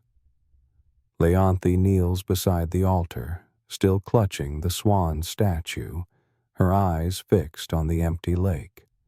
No tears, no lament, only the silence of one who has been loved and has loved in return, with all her heart. You stand there, not daring to approach. You know that tonight will become legend, but no one will tell it as you have just witnessed. When the faint moonlight filters through the dense forest canopy, you quietly follow Leonthe, once Sparta's famed warrior, now returning to the ancient woods where few have ever set foot, where on past full moon nights she encountered a creature no one believed could exist, a swan gleaming as if woven from sunlight. But this time, it is not a chance meeting. This time, her heart guides her. You know the truth Leonthe has only begun to sense. That swan is no ordinary bird.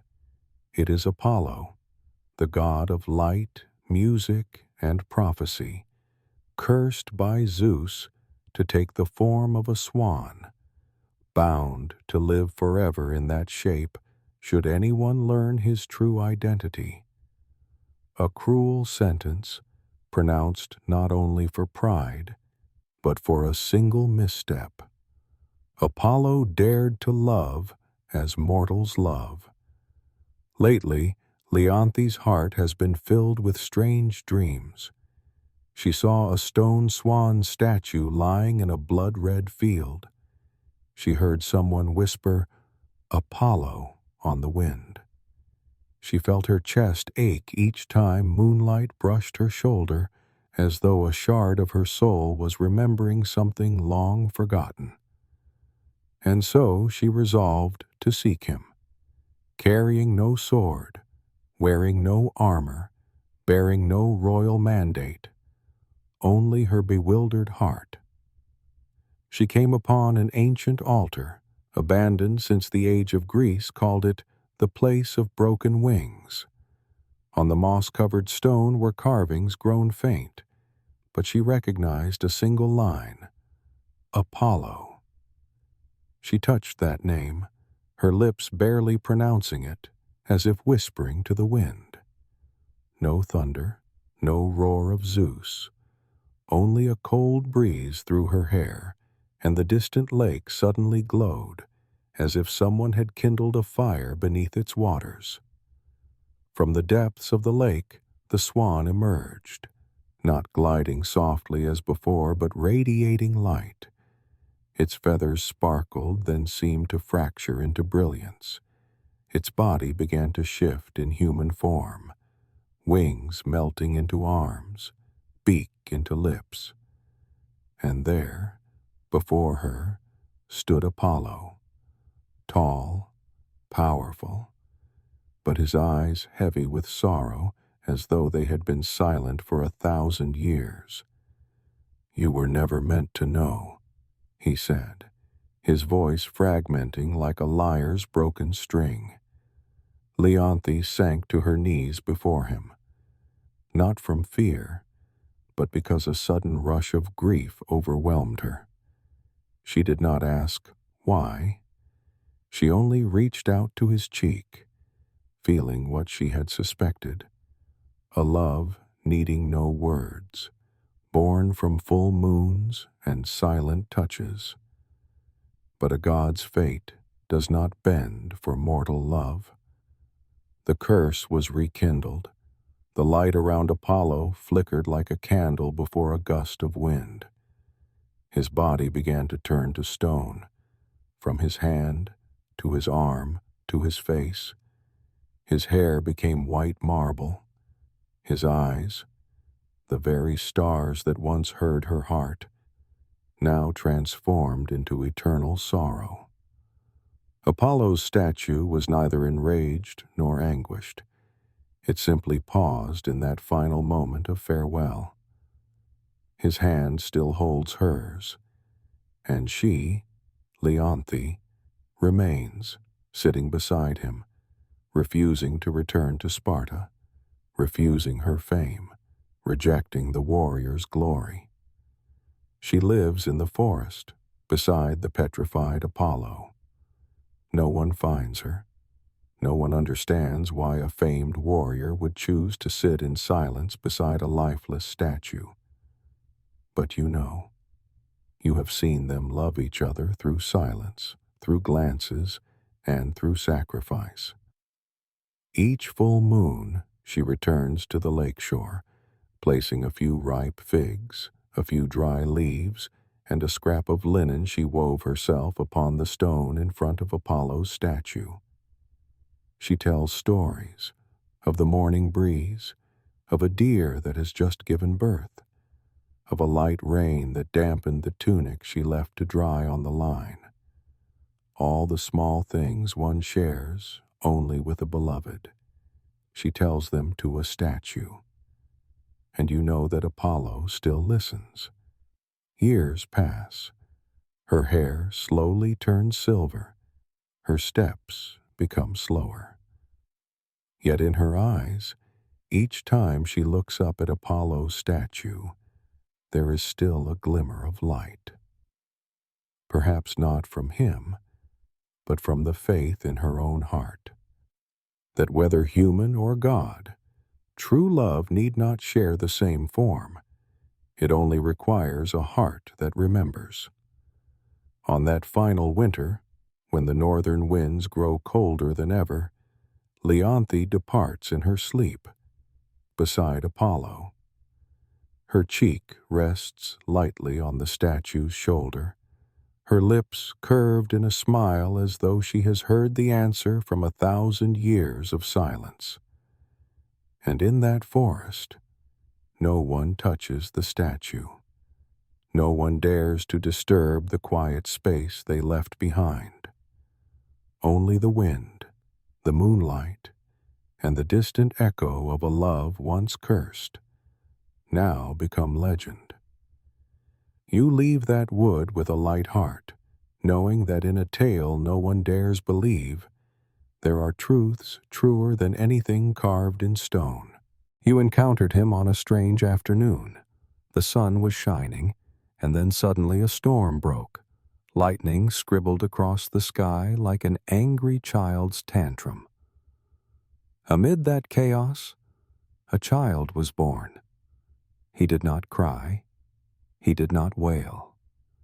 He merely exhaled a gentle sound, like wind slipping across harp strings. They named him Melanian, a name no one dared speak at night, for fear of summoning music to lull the sleepless wanderer.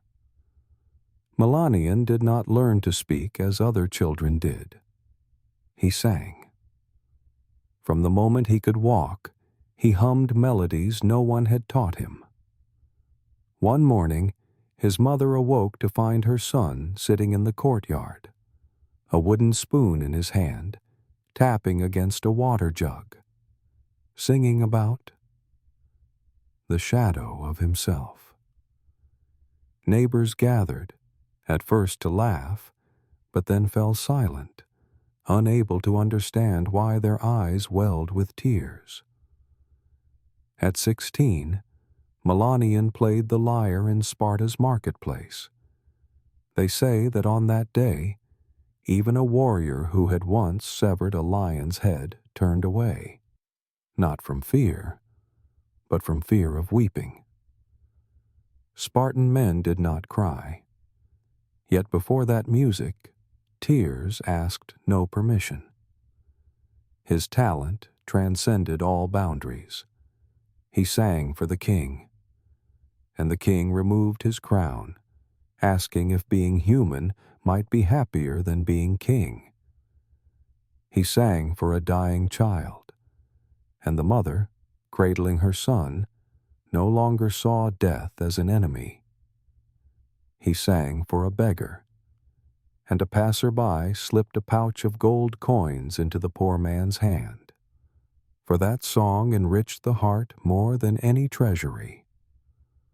Then one night, when the moon hung full like a silver bowl and the breeze whispered like a lullaby, 9 muses emerged from the forest. No one called them, yet they knew they had to come. They surrounded Melanian. No trials, no questions. They chose him. They called him the vessel, that which would hold the beauty this world had forgotten. It was no honor. It was a sweet burden. From that day, Melanian accompanied them to Helicon, the mountain no one truly knew, accessible only to the chosen. There, he learned to draw from the brown earth stories of those who had never been told. He learned rhythm from Thalia's dance, tragedy from Melpomene's silent tears, epic from Calliope's stern gaze. He did not merely learn, he absorbed, like parched soil drinking in the first rains of the season. Melanian wrote, writing as if sleepwalking. Each night, the fire within him blazed anew. His stories spread across the world, not by bird, not by wind, but by memory. Once heard, they could not be forgotten. Told again to others, as if the teller were the author. Then, one early dawn, when dew clung to leaves and the breeze had yet to stir, Melanian stood alone upon Helicon's peak. He gazed at the sun and whispered, "I wish to compose one final song, a song that will make even the gods bow." It was not a prayer. It was a declaration. The 9 muses, though they loved him, looked at one another in worry. None objected. They only fell silent. For they knew the cost of reaching perfection was a loss with no name. Melanian began composing that final song. He neither ate nor slept. He sat in the forest, listening to leaves fall, worms burrow, stones lament, listening to his own heart growing thinner like a strand of thread. Each verse became a fragment of his soul scattered to the wind. Yet he did not stop. How could one who had seen a child's eyes melt into the breeze be content with ordinary songs? You, the one who watched him, began to sense the change. His voice grew deeper, more resonant, yet colder, like water flowing through a stone hollow for 1,000 years. Those who once heard him sing now stood in silence, unsure whether to feel joyous or sorrowful, unsure whether they were being healed or consumed. One night, Melanian came to the abandoned temple where offerings were once made to forgotten gods. He sat before the altar, set his lyre down, and began to sing. There was no audience, no applause, only him and the stars. Yet you felt it. The whole world hushed, holding its breath. When he finished, the lyre split in two, not with a roar, but like a small crack in a teacup. And he, poet of souls, rose and smiled, a smile not brilliant, only as soft as wildflower pollen. Then he dissolved into the mist, as though he had never been. The 9 muses arrived afterward. They did not weep. They quietly gathered the fragments of his song and scattered them across the world. A bit in a mother's lullaby, a bit in an elder's tale, a bit in the street songs that ring out when someone is in love. And you? You will tell this story on a full moon night to someone sitting alone, feeling nameless in a vast world. And when they smile, you will know. Melanian never truly vanished. He merely transformed into sound, living forever among those who need a song to find themselves again. Melanian was born on a stormy night. The sky seemed torn apart as lightning struck the hill where his mother labored in agony. People say that any child born to the roar of a tempest is either mad or a genius. With Melanian, perhaps both. He grew up to the sound of rain, the rustle of leaves, and the sighs of the impoverished laborers. Before he could read, he was humming strange melodies. Before he could hold a pen, he was composing verses beneath the moon. At 16, he was invited to play for warriors on the morning they marched to battle. With a brief passage from his worn lyre, he caused a hardened soldier to turn away and quietly wipe away tears. It wasn't long before the name Melanian spread from humble hearths to the royal courts of kings. He sang for dying children, for widows who had lost their husbands, for desperate prisoners, and even for those who could not fathom why their hearts felt empty. One spring night, as Melanian wandered the slopes of Helicon, 9 muses emerged without introduction, without divine light. They simply sat beside him and recited an ancient poem, then laughed. One reached out, touched his brow, and said, "We have chosen you, the vessel for earthly beauty." From that moment, Melanian was no longer an ordinary poet. He became a student of myth, the scribe of humankind's dreams. He ascended Mount Helicon with the Muses, where songs endure for 10 millennia. There, he learned what no book could teach: the dance that softens the heart of the thunder god, the scale that compels wolves to pause and listen, the drumbeat that summons souls from Hades's brink. Each day was a symphony of knowledge, tragedy, and wonder.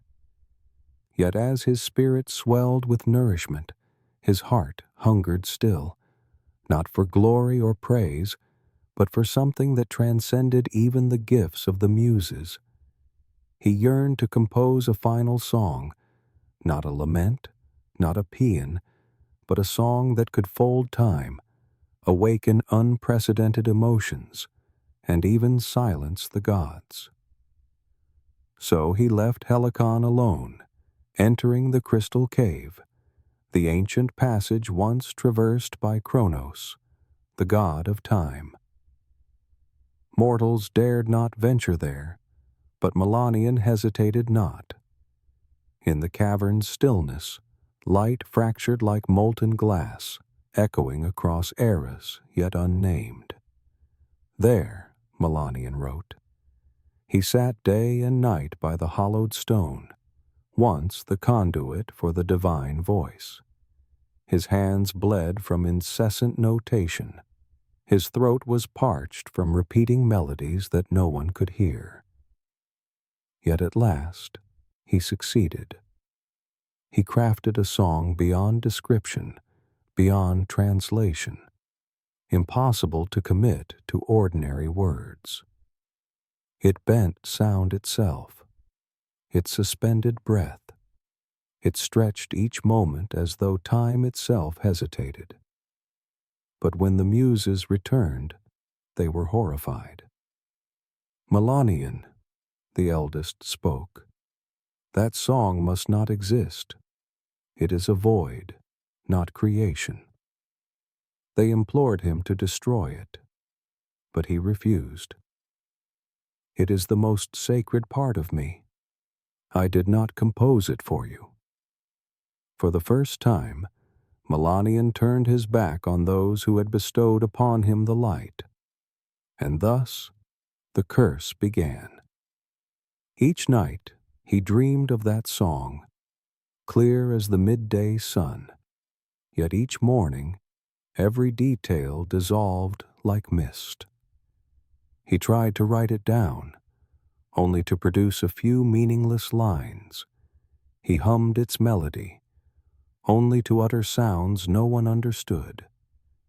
He sang for strangers, for forest creatures, for trees and grasses, but they merely watched him, silent.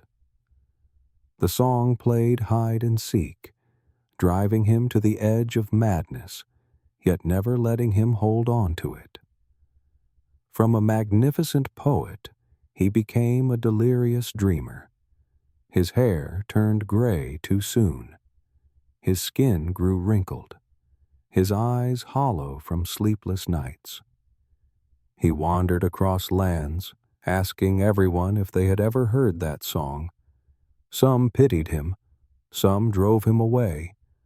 Others claimed he was simply a once talented man brought low by pride. The lyre that once moved warriors to tears now emitted only a rasp, like wind whining through rotting strings. The manuscripts he'd hastily scrawled were torn, blown away, or consumed by campfire flames. He attempted countless times to capture the tune from his dreams, but whenever he reviewed his notes, there was nothing but a few aimless scribbles, no beginning, no end. And you, the silent companion, witnessed it all. You saw him sitting alone by the riverbank, muttering to himself, tracing strange symbols in the sand. You saw him break down in tears when he realized the chorus that had just sounded in his dream had vanished before he could hold it. You saw him kneel in the wind, screaming as if the song might return if he suffered enough. Melanian, the poet of a century, now left no verse behind. He was the man who had heard the most sacred melody, yet could not retell it. He was the poet who bore a divine song in his heart, yet no one else had ever heard it.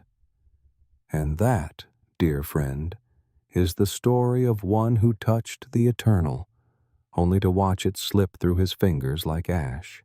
Melanian, Leonthe, Arian, three souls who once dared to challenge even the gods. They brought to the world fire, love, and music, but also burned themselves in the process. Arian now lives on as the warmth in the winter wind. Leonthe lingers as a memory beneath the moon. And Melanian, he is a distant echo, heard only when all else falls silent. If these stories make you shiver, yet leave a gentle warmth in your heart, if you delight in moments of calm as history is recounted like a dream, Please press like, subscribe, and share this video with friends across the United States. Tell me, which state are you watching from? Texas, California, New York, or Montana? I will return on another night with another story, another soul, another whisper from the past. Until then, good night, and do not dream of Melanian's curse. Sleep well, my friend.